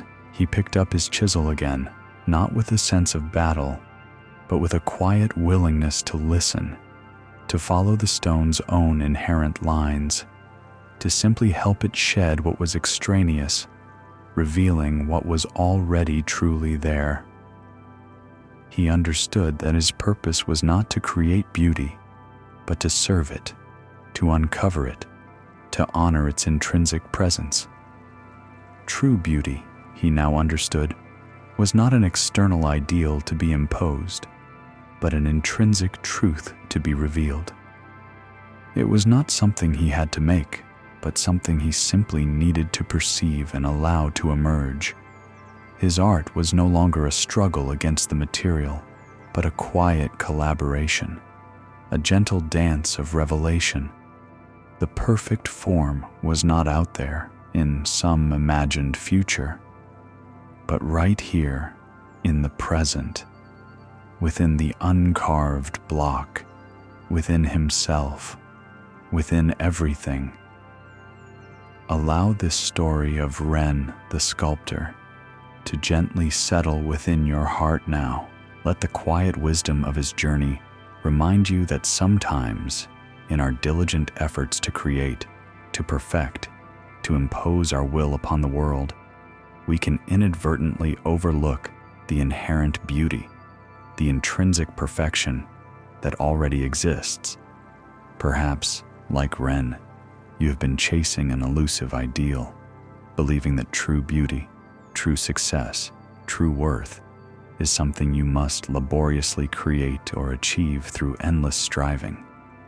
Perhaps you have felt that nagging dissatisfaction, always seeing the flaws, always feeling that something is not quite perfect, not quite enough. But what if true beauty, true wholeness, true perfection is not something you must impose, but something that is already present, waiting to be revealed?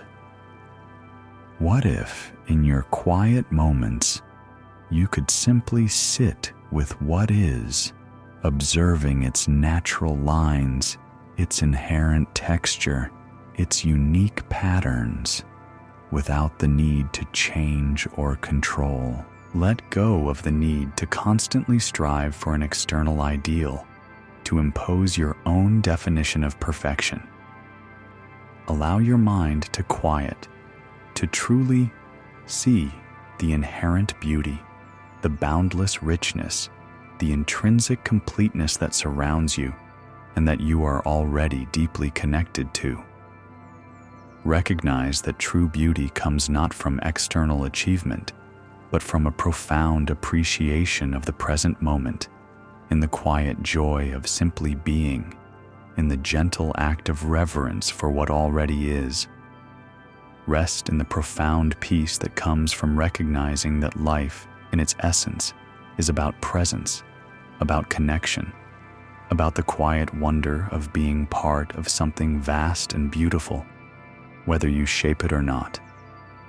Allow your body to soften, your breath to deepen, and your mind to settle into a quiet, peaceful sleep, embraced by the unwavering truth of intrinsic perfection and the profound, gentle wisdom of allowing. Tonight, we journey from the quiet studio of the sculptor, where intrinsic perfection was revealed, to the tranquil space of the calligrapher, where the essence of true mastery is found not in forceful effort, but in the gentle grace of surrender. Allow your body to soften once more, your breath to deepen, and your mind to open to the quiet wisdom that flows through every brushstroke, every breath, every moment. In a small, sun-drenched studio, fragrant with the subtle scent of ink and aged paper, lived a calligrapher named Wei.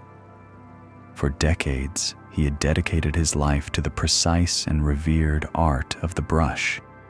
His hands, though strong and disciplined, moved with an almost surgical precision, each stroke meticulously planned, each character formed with unwavering control. He believed, with the earnest conviction of a true craftsman, that mastery came from relentless striving, from disciplined practice, from the unwavering imposition of his will upon the delicate paper. Wei's studio was a testament to his dedication. Scrolls of his work hung on the walls, row upon row of characters, each one a testament to his perfect form, his controlled strength. Yet, despite the undeniable skill, despite the flawless execution, there was a subtle stiffness to his creations, a quiet rigidity that seemed to hold back the very life he sought to express. His brushstrokes, while powerful, often lacked a certain aliveness, a vibrant freedom that he admired in the ancient masters, but could never quite capture himself. He would spend countless hours, sometimes entire days, with his brush poised, his breath held, his mind intensely focused, trying to force that elusive aliveness into being. He would grind his ink, mix it just so, choose the finest paper, and then, with a furrowed brow of concentration, he would begin. He believed that if he just tried harder, if he controlled his hand with even greater discipline, if he pushed his intention with more force, then finally, the perfect, most powerful brushstroke would emerge, brimming with that vital, vibrant energy. He would practice each character hundreds of times, seeking that ideal form, that ultimate expression of strength and grace. But the harder he tried, the more rigid his strokes became. The more he strived, the more his hand felt like a tool rather than an extension of a deeper, more fluid wisdom. A quiet frustration often settled upon him, a subtle ache that whispered that something essential was missing, something he could not quite grasp, no matter how diligently he practiced. One afternoon, as the slanting light of the sun dappled through the bamboo blinds of his studio, an old master arrived. He was a venerable figure, known throughout the land not for his prolific output, but for the profound stillness that emanated from his very being. His robes were simple, his movements unhurried, and his eyes held a depth of compassion that seemed to see beyond a surface of things. Wei, humbled by the presence of such a revered figure, bowed deeply and invited the master to observe his work. Wei demonstrated his most powerful strokes, his hand steady, his concentration absolute. He formed characters of immense complexity and delicate balance, each one a testament to years of unwavering effort. The old master watched in silence, his gaze unwavering, his expression serene. Wei waited for words of praise, for perhaps a subtle critique that would unlock the secret he so desperately sought. But when the old master finally spoke, his voice was a soft murmur, like the gentle rustling of silk. "Wei," he said, his gaze meeting Wei's, "you paint the characters with masterful precision, with immense strength. But tell me, my friend," he continued, a faint smile playing on his lips, "can you paint the wind?"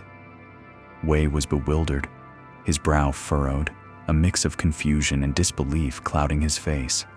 "The wind, master?" he repeated, his voice tinged with uncertainty. "But the wind has no form. It has no character. It cannot be seen, only felt." He looked at his inkstone, his brushes, his paper, all designed for the tangible, the visible, the structured world of calligraphy.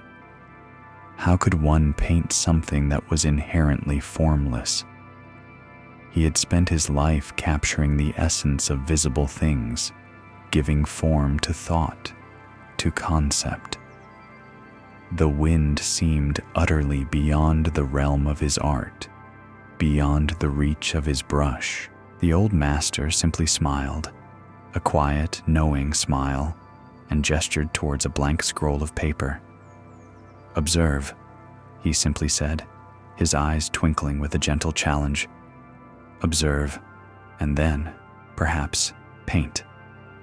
Wei found himself alone again, the old master having departed as quietly as he arrived, leaving behind not instructions, but a profound riddle. He sat before the blank scroll, his brush still, his mind reeling. How could he paint something that was invisible? His usual approach, the meticulous planning, the controlled effort, the imposition of form, felt utterly useless here. There was no form to impose. There was no character to meticulously render. He tried at first to conceptualize it. He thought of swirling lines, of jagged bursts, of gentle curves.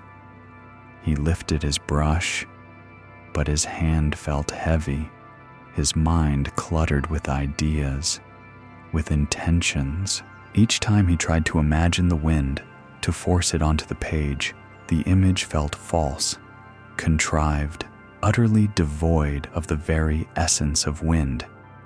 It felt as rigid as his earlier characters, perhaps even more so, because it was an attempt to give form to something that defied it. He sat for a long time that day, and then the next.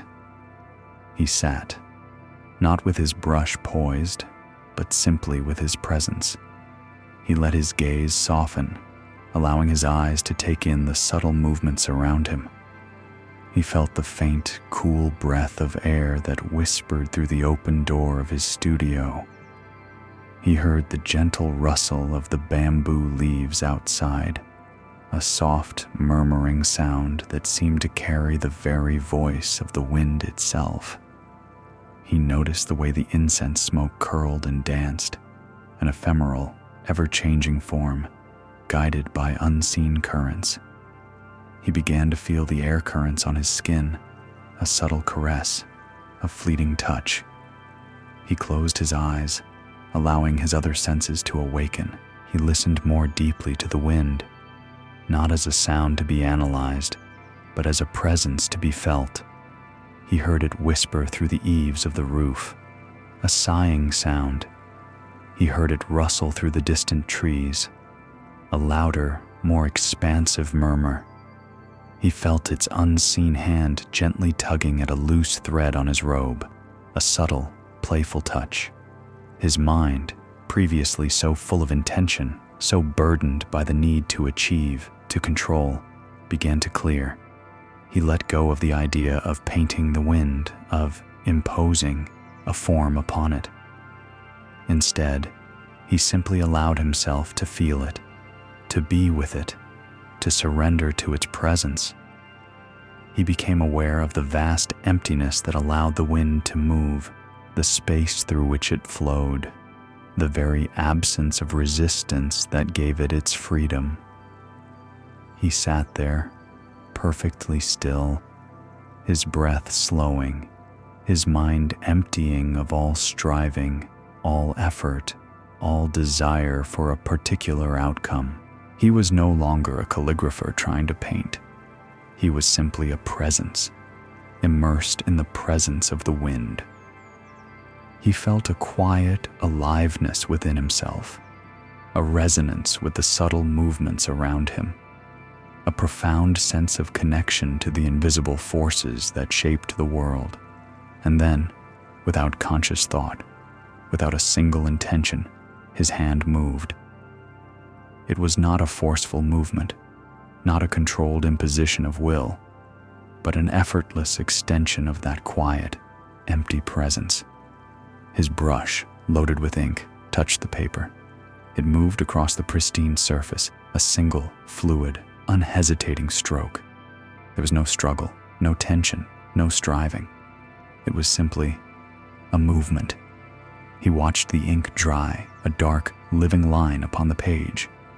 It wasn't a swirling vortex, nor a jagged burst. It wasn't a representation of wind in any conventional sense. And yet, as he looked at it, he saw it. He felt it.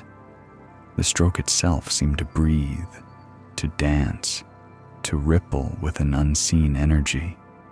It was alive, vibrant, and utterly free. It had emerged not from effort, but from emptiness, not from control, but from surrender, not from striving, but from allowing. A profound realization, as clear and unburdened as the morning sky, began to unfold within Wei. True art, true mastery, he now understood, did not come from relentless striving, from disciplined control, from the forceful imposition of one's will. No, it came from emptiness, from a mind cleared of intention, from a deep and quiet surrender to the moment, to the unseen forces that moved through all things. It came from allowing, from listening, from becoming one with the very essence of what was being expressed. His previous work, born of effort and striving, had captured the form, but missed the spirit. This single effortless stroke, born of emptiness, captured the spirit without needing to define the form. He understood that the aliveness he had sought was not something he could create through force, but something he could only reveal through a gentle, open, and surrendered heart. The wind, formless and free, had taught him that true mastery was not about holding on, but about letting go. It was about allowing the universal life force to flow through him, rather than trying to bend it to his will. A deep sense of peace, a quiet joy, began to settle within Wei. The frustration, the constant feeling that his work was somehow lacking, the relentless grip of his own striving, began to dissolve. His hands, previously driven by the urgent need to achieve, now felt a different kind of connection to the brush, a gentle reverence, an understanding born of deep observation and quiet surrender. He picked up his brush again, not with a sense of battle, but with a quiet willingness to listen, to follow the unseen currents, to simply help what was already alive within him to emerge. He understood that his purpose was not to create aliveness, but to serve it, to uncover it, to honor its intrinsic presence. True mastery, he now understood, was not an external ideal to be imposed. but an intrinsic truth to be revealed. It was not something he had to make, but something he simply needed to perceive and allow to emerge. His art was no longer a struggle against the material, but a quiet collaboration, a gentle dance of revelation. The perfect stroke was not out there, in some imagined future, but right here, in the present, within the empty space of his mind, within the quiet stillness of his heart, within everything. Allow this story of Wei, the calligrapher, to gently settle within your heart now. Let the quiet wisdom of his journey remind you that sometimes, in our diligent efforts to create, to achieve, to impose our will upon the world, we can inadvertently overlook the inherent aliveness, the intrinsic freedom that already exists. Perhaps, like Wei, you have been chasing an elusive ideal, believing that true mastery, true success, true worth is something you must laboriously create or achieve through endless striving.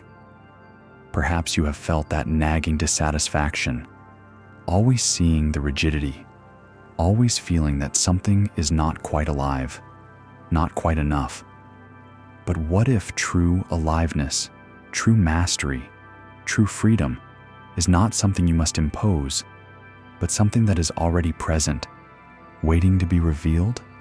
What if, in your quiet moments, you could simply sit with what is, observing its natural flow, its inherent rhythm, its unique patterns, without the need to change or control? Let go of the need to constantly strive for an external ideal, to impose your own definition of perfection. Allow your mind to quiet, to truly feel the inherent aliveness, the boundless richness, the intrinsic completeness that surrounds you and that you are already deeply connected to. Recognize that true mastery comes not from external achievement, but from a profound appreciation of the present moment, in the quiet joy of simply being, in the gentle act of surrender to what already is. Rest in the profound peace that comes from recognizing that life, in its essence, is about presence, about connection, about the quiet wonder of being part of something vast and beautiful, whether you shape it or not. Allow your body to soften, your breath to deepen, and your mind to settle into a quiet, peaceful sleep, embraced by the unwavering truth of intrinsic perfection and the profound, gentle wisdom of allowing. Now, let us turn our gaze from the precise strokes of the calligrapher to the verdant embrace of a garden, a place where life unfolds in countless forms, both seen and unseen. Allow your mind to gently drift with me to a small village nestled on the gentle slopes of a sun-drenched hill, where the air is sweet with the scent of blossoms and damp earth. Feel the quiet warmth of the sun upon your skin. Imagine the gentle hum of bees and the soft whisper of leaves in a mild breeze. In this peaceful village lived a gardener named Amara. Her hands, though strong and capable, were also delicate, accustomed to the tender touch required for nurturing life. Her fingers bore the faint stains of rich soil. Her nails often held traces of green, testaments to her tireless dedication. Amara loved her garden more than words could say. It was her life's work, a vibrant tapestry of color and fragrance that brought joy to all who passed by. From dawn till dusk, she moved among her plants, her eyes keen, her spirit attentive.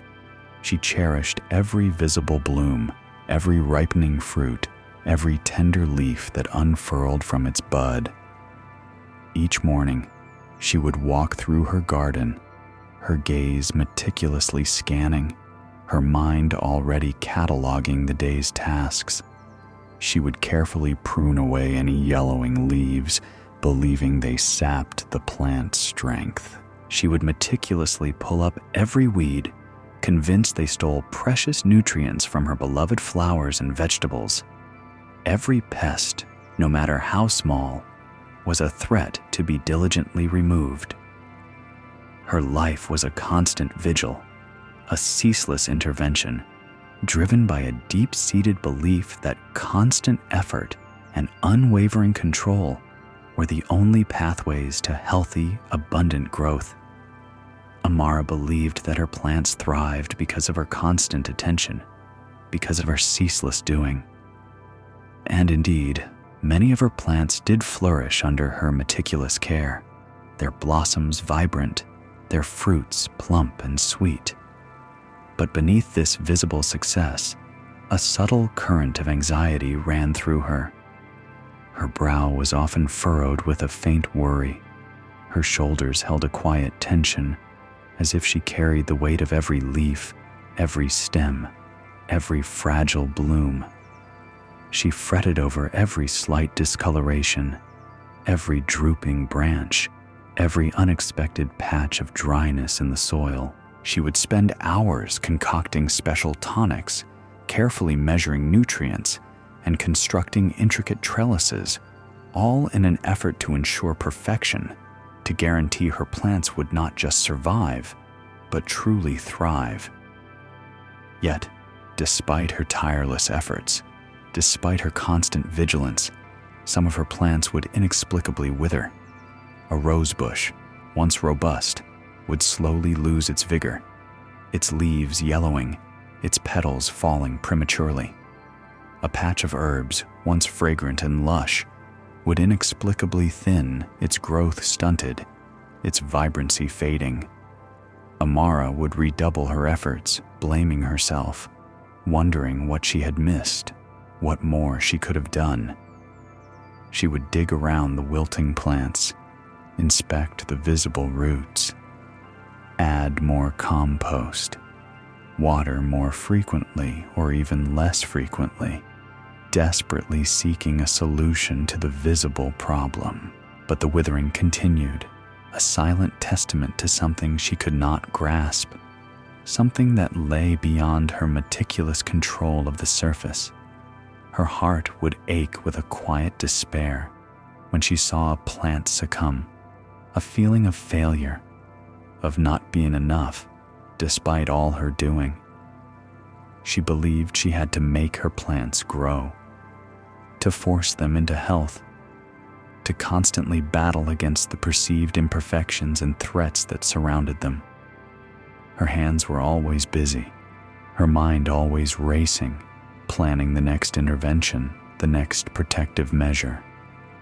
She saw the garden as a battlefield and herself as its vigilant guardian, forever locked in a struggle to impose order and ensure life. She had forgotten the simple truth that life, in its essence, wishes to grow, if only given the right conditions, and that many of those conditions lie far beyond the visible. One quiet afternoon, as Amara was meticulously pruning a wilting basil plant, an elder from a neighboring village came to visit. The elder, a woman whose face was as finely etched as the bark of an ancient tree, moved with a quiet grace, her eyes holding the deep stillness of a mountain lake. She was known not for her grand pronouncements, but for her gentle wisdom, her profound connection to the earth. She greeted Amara with a soft smile, her gaze taking in the beautiful, yet somewhat strained intensity of Amara's garden. "Your garden is a testament to your devotion, Amara," the elder said, her voice like the gentle rustle of dry leaves. "Such beauty you cultivate with your hands." Amara, wiping a smear of soil from her cheek, sighed. "Thank you, wise one.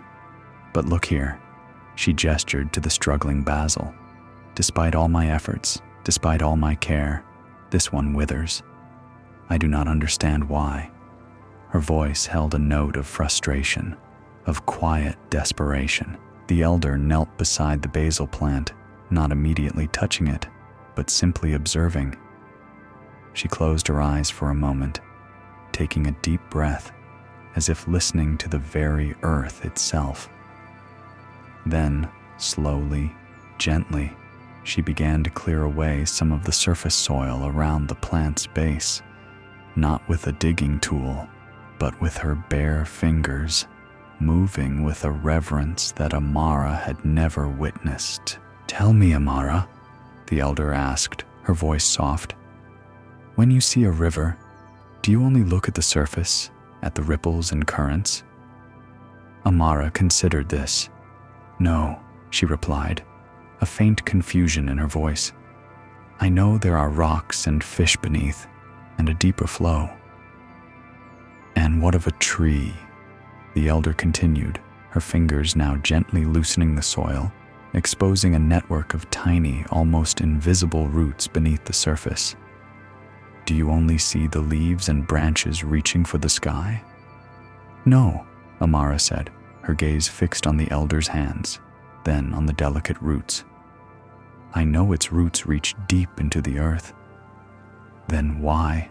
the elder murmured, her eyes now open, looking directly at Amara. "Do you only tend what you can see?"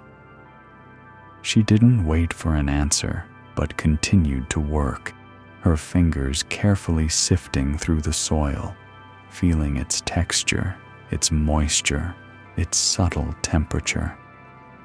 She picked up a handful of earth, allowing it to crumble between her fingers, inhaling its rich, earthy scent. "The leaves, the flowers, the fruits," the elder explained, her voice a quiet murmur. "They are the voice of the plant, its expression in the light. But the true song, the deep wisdom, the very life of the plant happens here, in the darkness, in the unseen depths of the earth." She pointed to the network of roots, then to the rich, dark soil itself. "This soil is not just dirt, Amara. It is a living, breathing world. It holds the memories of ancient rains, the whispers of countless generations of leaves, the quiet work of tiny beings you cannot see, all collaborating in a delicate dance of nourishment." She then showed Amara how to gently aerate the soil, not with force, but with a light touch, allowing air to penetrate. She explained how to observe the subtle signs of the soil's health, the way it held moisture, the presence of earthworms, the scent of its vitality. "The plant needs to breathe, yes, but so does the earth around its roots," she said. "And it needs the quiet companionship of all these unseen forces, these tiny creatures, these ancient minerals, to truly thrive." The elder then spoke of the deeper, natural cycles of life. "You worry about the weeds, Amara, and yes, they compete for light and water, but sometimes they also protect the soil, holding it in place, their roots breaking up compacted earth, their leaves shading the tender seedlings. And the pests, they too are part of this dance. They remind us that nothing is meant to be perfectly controlled, perfectly separate. Life finds its way, always." She gently covered the exposed roots again, patting the soil with a reverence that felt like a blessing. "True nourishment," the elder concluded, her gaze soft and steady. "True growth does not come from controlling the visible, Amara. It comes from tending the unseen, from trusting the natural processes that unfold beneath the surface, from allowing life to find its own way, supported by your gentle care, but not suffocated by your fear." Amara stood in silence, her hands, previously so busy, now hanging loosely at her sides.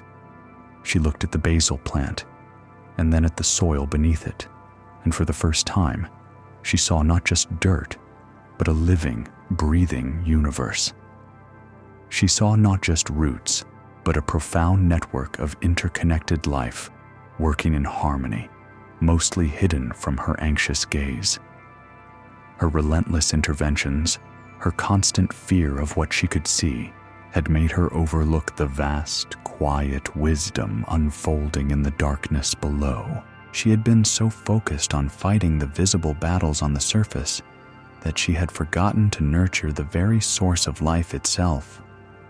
A profound realization, like the gentle, steady seep of water into thirsty earth, began to settle within Amara. She understood that her anxiety, her need for constant control, had been a barrier, preventing her from truly listening to the deeper rhythm of her garden. She had believed that growth was something she had to achieve through effort, when in truth, growth was an inherent property of life, a quiet, natural unfolding that required her trust and understanding, not her relentless micromanagement. The plants were not fighting her, nor were they solely dependent on her visible actions. They were deeply connected to the earth, drawing wisdom and sustenance from unseen depths, following cycles far older and wiser than any human design. A deep sense of peace, a quiet calm, began to replace the subtle anxiety that had been her constant companion. She realized that by focusing only on the visible, she had been missing the very essence of life, the hidden strength, the quiet resilience that lay beneath the surface. Her hands, previously driven by the urgent need to fix and control, now felt a different kind of connection to the soil, a gentle reverence, an understanding born of deep observation and quiet surrender. She picked up a handful of earth, just as the elder had, and for the first time, she truly felt its living warmth, its subtle texture, its deep, nourishing potential. She saw the tiny, unseen roots reaching out, not in struggle, but in quiet communion with the earth. She understood that her purpose was not to force life, but to serve it, to create the conditions for its natural unfolding, to trust in its intrinsic wisdom. True nourishment, she now understood, was not an external ideal to be imposed, but an intrinsic process to be respected. It was not something she had to make, but something she simply needed to perceive and allow to emerge. Her gardening was no longer a battle against perceived threats, but a quiet collaboration, a gentle dance of revelation, a profound act of trust in the unseen. The true beauty of her garden, she realized, lay not just in its visible blooms, but in the vast, intricate, and utterly peaceful world of its unseen roots. Allow this story of Amara, the gardener, to gently settle within your heart now. Let the quiet wisdom of her journey remind you that sometimes, in our diligent efforts to control, to manage, to intervene in the visible aspects of our lives, we can inadvertently overlook the deeper, unseen forces, the profound natural cycles that truly nourish and sustain us. Perhaps, like Amara, you have been constantly tending to the surface, fretting over every visible detail, worrying about every external circumstance, believing that constant intervention is necessary for your own growth, for your own well-being. Perhaps you have felt that nagging anxiety, that subtle tension, always striving to control what you can see, only to find that some parts of your life, despite all your efforts, still wither and struggle. But what if true nourishment, true growth, true peace is not something you must impose, but something that is already present, waiting to be revealed in the unseen depths of your own being? What if, in your quiet moments, you could simply sit with what is, observing the natural flow, the inherent rhythm, the unique patterns of your own life without the urgent need to change or control. Let go of the need to constantly manage every visible detail, to impose your own definition of how life should unfold. Allow your mind to quiet, to truly feel the inherent wisdom, the boundless potential, the intrinsic completeness that lies beneath the surface, that nourishes you from unseen depths. Recognize that true growth comes not from external control, but from a profound trust in the natural processes of life, in the quiet joy of simply allowing, in the gentle act of surrender to what already is and to what is always working in your favor, even in the darkness. Rest in the profound peace that comes from recognizing that life, in its essence, is about trust, about depth, about the quiet wonder of being nourished by unseen forces, whether you understand them or not. Allow your body to soften, your breath to deepen, and your mind to settle into a quiet, peaceful sleep, embraced by the unwavering truth of intrinsic perfection and the profound, gentle wisdom of allowing the unseen to guide your way. Tonight, we turn our gaze to a different kind of vigilance, a different kind of watching, as we journey to a small village nestled on the edge of a great forest. Here, the soft glow of moonlight often illuminates a sturdy wooden gate, the entryway to the village, a barrier against the wild world beyond. And by this gate, every night, stood Juro, the watchman. Juro was a man of quiet strength, his shoulders broad, his eyes sharp, accustomed to the deep stillness of the night. His presence was a comfort to the villagers, a silent promise of safety. From dusk until dawn, he would pace the perimeter of the gate, listening to the rustle of leaves, the distant call of an owl, the shifting of the wind. His senses were always alert, always reaching into the darkness, searching for any sign of threat. He believed deeply in his duty, in the necessity of his vigilance. The gate, for Juro, was more than just wood and iron. It was a symbol of protection, a demarcation between safety and danger, between the known and the unknown. And it was his sacred task to ensure that this gate remained closed, remained guarded, remained impenetrable against anything that might seek to disturb the village's peace. Each night, as the stars wheeled slowly across the vast dark sky, Juro's mind would trace the invisible lines of threat. He imagined the wild animals, the lost wanderers, the unseen dangers that lurked in the forest's depths. And with each imagined shadow, the weight of his responsibility grew heavier upon his shoulders. He felt the burden of protection, the constant apprehension that something, somewhere, might try to breach the village's fragile tranquility.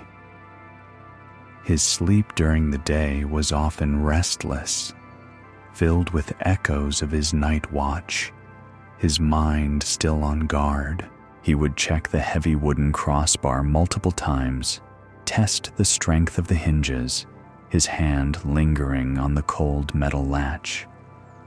He believed that the very act of his unwavering presence, his constant alertness, was what kept the village safe. If he were to falter, if he were to let his guard down for even a moment, who knew what might slip through? His emotional life, therefore, was a constant vigil, a state of subtle tension, a self-imposed burden that he carried with quiet determination. He rarely allowed himself to truly relax, for relaxation felt like a betrayal of his duty, an invitation to danger. The gate, for Juro, was a necessity, a firm boundary. It was a separation that kept the village whole, kept its people safe within. He never questioned its purpose, never doubted the absolute need for its constant closure, its ceaseless guarding. The world outside was a place of potential harm, and the gate was the fortress wall, and he, Juro, was its unmoving sentinel. This belief, deeply ingrained, shaped his every waking thought, his every silent breath beneath the stars. One particularly still night, however, the air was heavy with an unusual quiet. The moon, a sliver of silver in the ink-black sky, cast long, soft shadows. Even the forest seemed to hold its breath. Juro had been on watch for countless hours, his eyes aching, his body weary from the relentless vigilance of many sleepless nights. The silence was profound, almost physical, pressing in on him. He paced his usual circuit, his footsteps barely disturbing the dust, but his movements were slower, his internal struggle against exhaustion growing stronger. He fought against it, pinching himself, walking faster, splashing cold water on his face from a small earthen pot he kept nearby. But the weariness was immense, a deep current pulling him down. The silence, instead of heightening his alarm, seemed to lull him, to soften the edges of his apprehension. The distant hum of crickets, the gentle whisper of the night breeze through the leaves, began to weave a quiet spell around him. He found himself leaning against one of the thick wooden posts of the gate, just for a moment, just to rest his eyes. His hand still rested on the cold, familiar wood. His body still held the posture of alertness, but slowly, imperceptibly, his mind began to drift. The sounds of the night grew softer, more distant. The weight of the crossbar, the feel of the latch, the memory of his duty, all began to recede like a tide pulling back from the shore.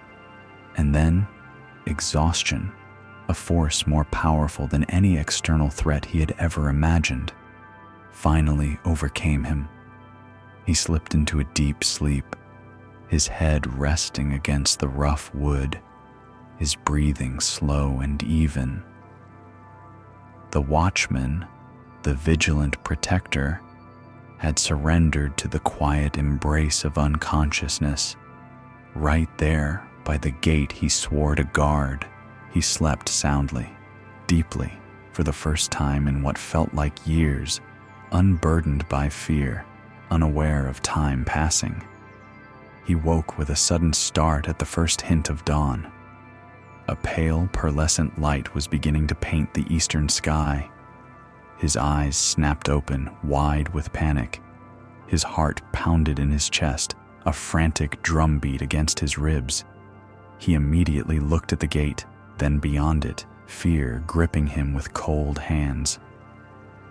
What had happened? What had he missed? What dangers had slipped past his unguarded post? He scrambled to his feet, his muscles stiff, his mind racing through 1,000 terrible possibilities. He expected to see signs of intrusion, chaos, destruction. He expected to hear cries of alarm from the village. He expected to find evidence of the threats he had so diligently guarded against. But there was nothing. The village was utterly peaceful.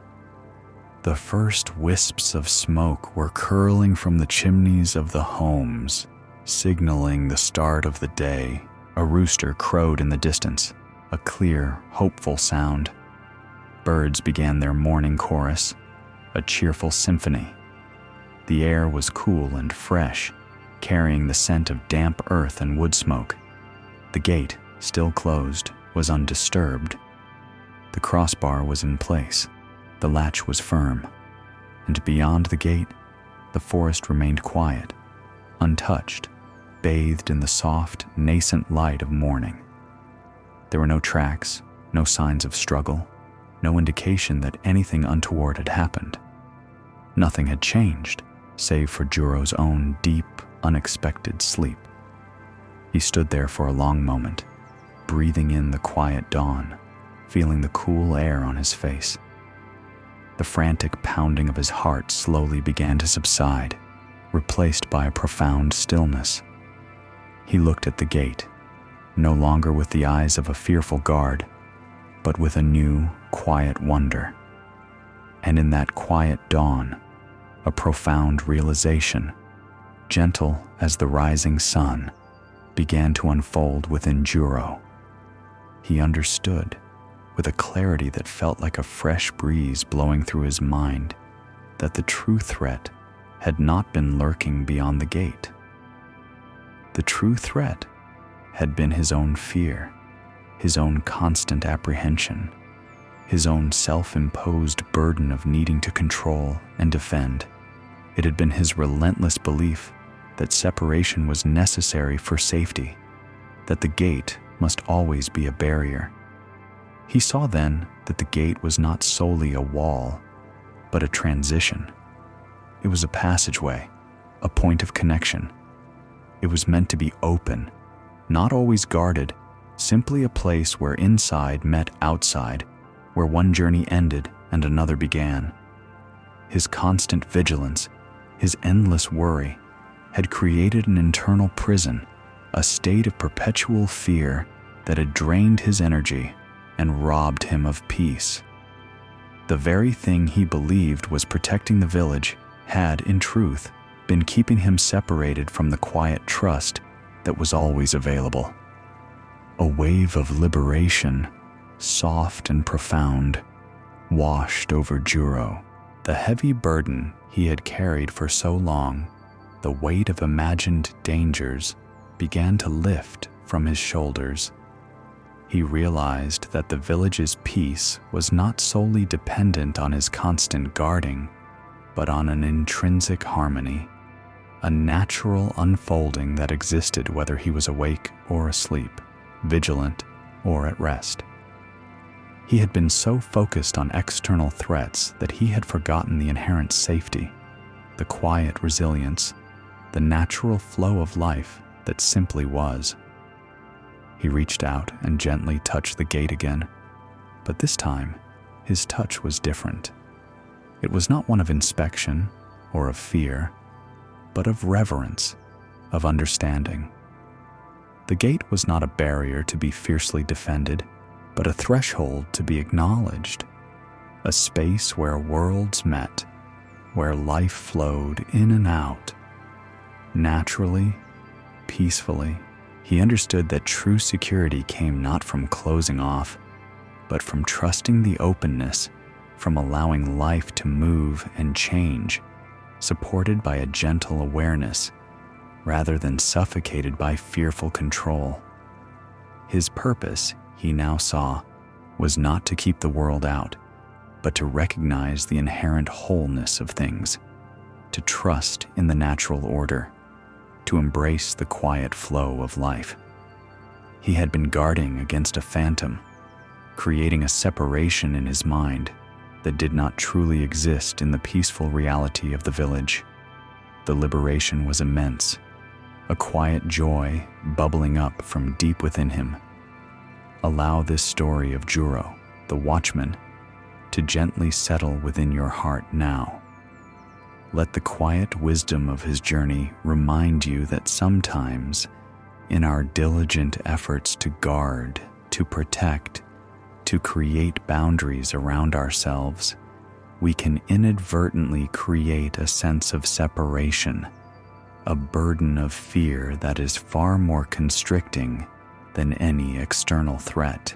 Perhaps like Juro, you have been vigilantly guarding your own inner gates, believing that constant apprehension, constant control is necessary to keep you safe, to protect your peace.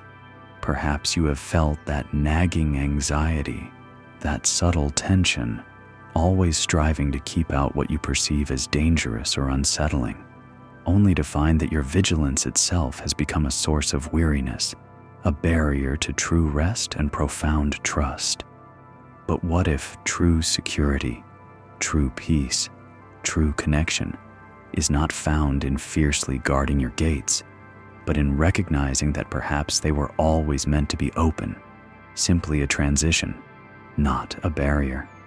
What if, in your quiet moments, you could gently release the burden of fear, the need for constant control, and simply trust in the inherent safety, the intrinsic wholeness, the natural flow of life that is always present, always unfolding?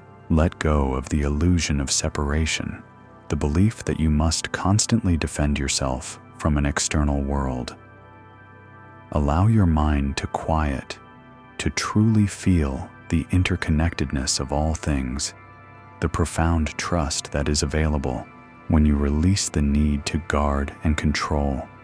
Recognize that true liberation comes not from closing off, but from gently opening, from allowing life to flow, from embracing the quiet joy of simply being, free from the self-imposed burden of fear. Rest in the profound peace that comes from recognizing that life, in its essence, is about trust, about connection, about the quiet wonder of allowing, whether you understand it or not.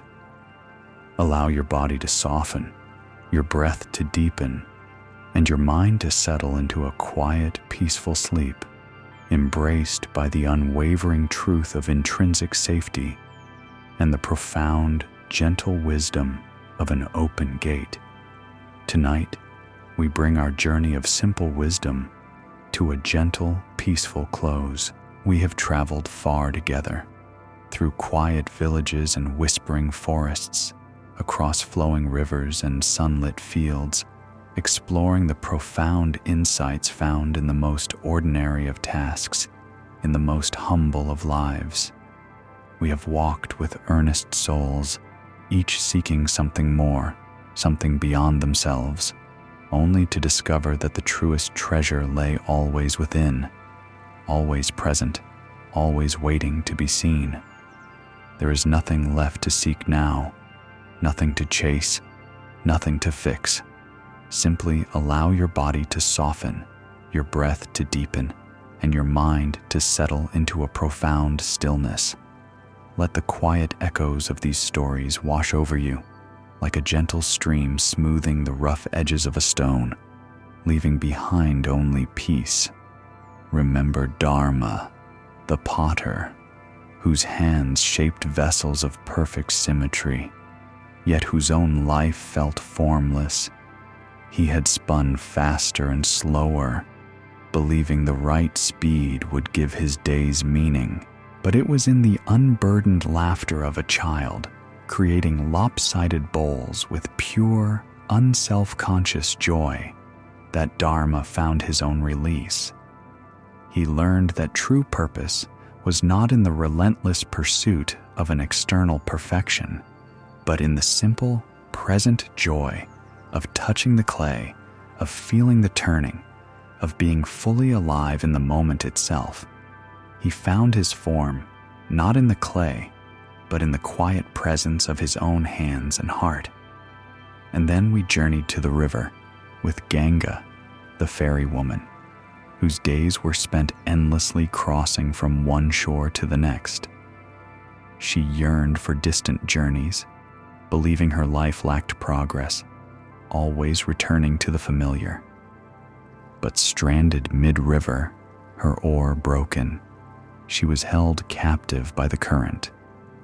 In that peaceful, uncontrolled drift, she discovered that she had been so focused on reaching the opposite shore, on the destination, that she had never truly felt the river itself carrying her. She understood that her journey was not a linear path, but the very act of crossing, the constant flow, the gentle surrender to the river's unwavering embrace. Her progress was in the presence of each stroke, each breath, each moment on the water. Deep in the forest, we found Ravi, the charcoal burner, surrounded by constant flames, yet feeling a profound coldness within. He fed his fires relentlessly, seeking external warmth, believing the perfect fire would finally thaw his spirit. But when the rain came, dousing all his efforts, leaving him in darkness and cold, something unexpected happened.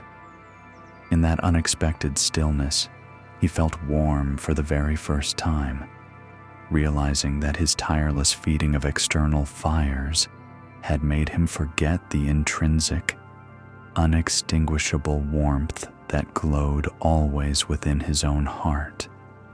He learned that true comfort was not in the fire he built, but in the quiet knowing of his own inner light. We climbed to the rooftops with Sundari, the thatch weaver, who created the tightest, most impenetrable roofs in 7 villages, yet felt perpetually exposed and vulnerable herself.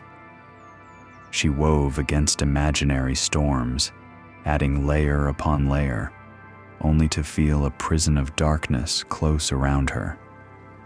But watching the birds, in their simple, artfully gapped nests, allowing light and air to pass through, resting in their imperfect home, Sundari finally understood. She realized she had been weaving against imaginary storms, creating a cage of fear. True security was not in impenetrable barriers, but in the quiet trust that the world, like a bird's nest, could hold both shelter and openness, both protection and the gentle flow of life. From shelter, we moved to sustenance, to Bodhi, the oil presser, whose hands were cracked from extracting every last drop of essence from the seeds. He felt increasingly hollow, believing that more oil meant more merit, more worth. But a single, unpressed seed, eaten by accident, awakened a forgotten taste, wholeness. He realized he had been so focused on extraction, on taking, that he had forgotten the seed's true purpose was not to give oil, but to grow, to contain life, to be complete in itself. He learned that true richness was not in what he could take, but in the inherent wholeness of all things and of himself. With Queso, the night soil carrier, we explored the deepest transformation. Each dawn, he collected what others wished to forget, and the weight of these unwanted things grew heavy in his heart. He tried to alleviate the burden, but the internal weight persisted. Then, one morning, as he spread the waste on the fields, he saw vibrant green shoots emerging from yesterday's additions. In that moment, he understood with a profound shift in perspective. He had not been carrying waste, but tomorrow's harvest. He learned that all things hold hidden value, that transformation is constant, and that even in what seems forgotten, new life is always stirring, always preparing to bloom. We looked to the sky with Tara, the rope walker, who walked ropes with flawless balance, yet felt unsteady on solid ground. She sought the perfect balance, but the earth always seemed to shift. Then her rope snapped, and she fell, not into danger, but into soft piles of grain, lying there laughing. She realized she had been trying to walk the ground as if it were another rope, needing balance and control, when the earth simply required her trust. She learned that liberation came not from perfect balance, but from letting go, from trusting the ground beneath her feet to simply hold her, without effort, without fear. At the mill, we met Vasu, the grinding stone turner, whose thoughts felt ground down to dust by the endless repetition of his task.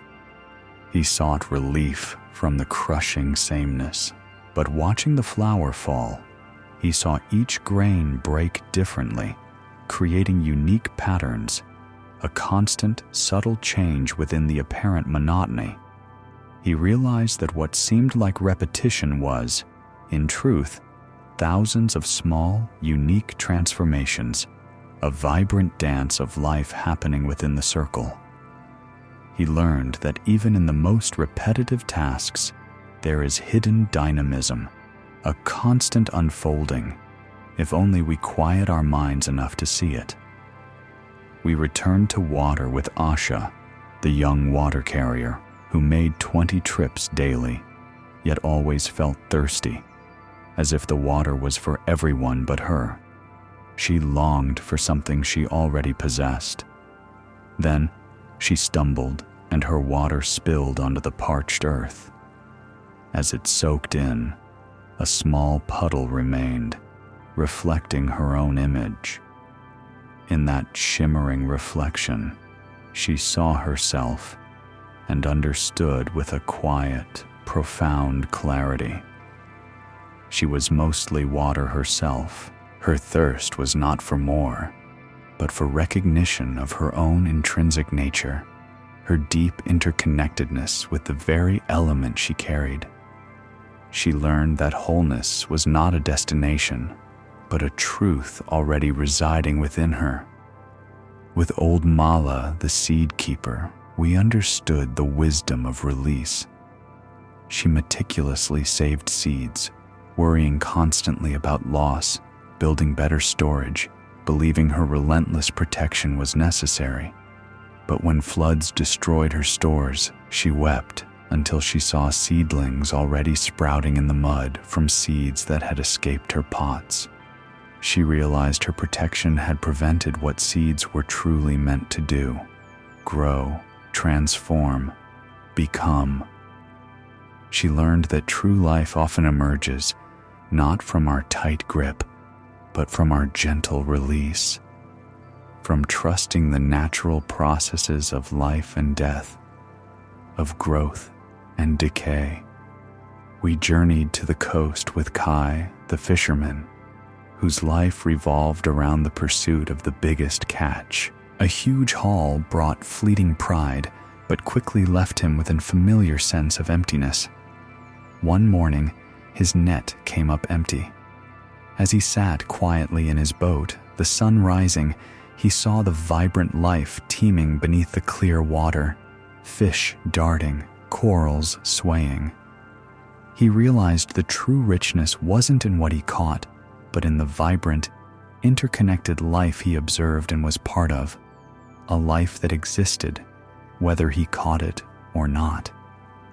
He learned that true joy was in being present with life itself, not in the attachment to outcome or the accumulation of things.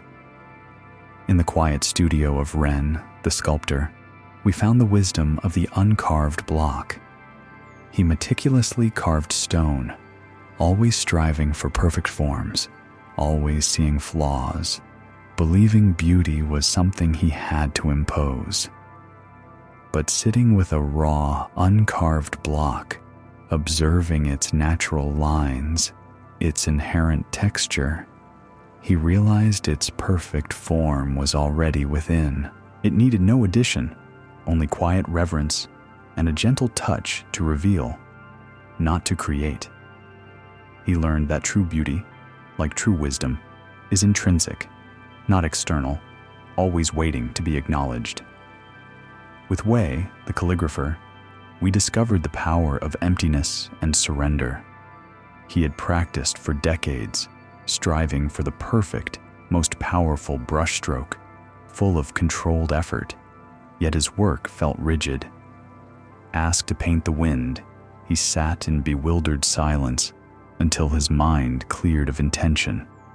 Then, with an effortless stroke, he created something alive, vibrant, and free. He realized true art, true mastery, came from emptiness and surrender, not from striving or forceful control. It came from allowing, from becoming a conduit for life itself. In the peaceful garden of Amara, the gardener, we learned about unseen roots. She meticulously tended her visible blooms and fruits, pulling weeds, fretting over every leaf, believing constant intervention was necessary. But when some plants withered despite her efforts, an elder showed her how to tend the soil itself, to understand the deeper, natural cycles that nourish everything from below the surface. Amara learned that true nourishment, true growth, comes from unseen depths, from trusting the natural processes that quietly sustain life, not from controlling the visible. And finally, with Juro, the watchman, we contemplated the open gate. He guarded his village diligently every night, believing he protected his community from external threats. His life filled with apprehension, his gate always closed. But when exhaustion overcame him, and he woke at dawn to find the village utterly peaceful, he realized the true threat had been his own fear, his belief that separation was necessary. He saw that the gate was not solely a wall, but a transition, a point of connection meant to be open, simply a threshold where inside met outside. He learned that true security came not from closing off, but from trusting the openness, from allowing life to flow, unburdened by fear. Each of these stories, each of these gentle souls, has illuminated a facet of the same profound truth, that contentment, peace, and wisdom are not found by seeking something external, by striving or accumulating, but by gently turning inward, by seeing what has always been here within the quiet rhythm of your own life.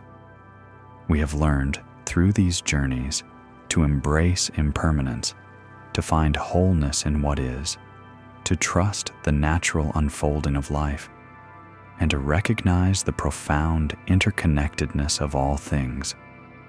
Let us now gather these threads of wisdom together, allowing them to weave a tapestry of understanding and peace within your own heart.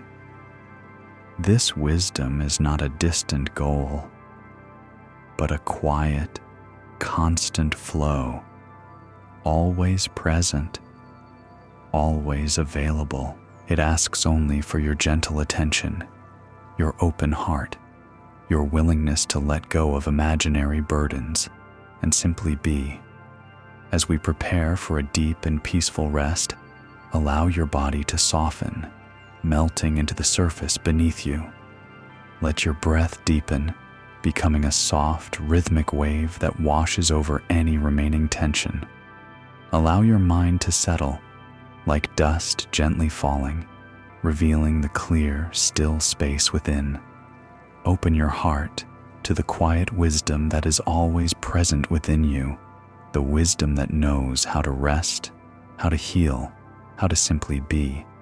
Trust in the inherent safety, the intrinsic wholeness, the natural flow of life that simply is. You are part of this flow. You are the river, the fire, the seed, the earth, the sky. You are everything you seek.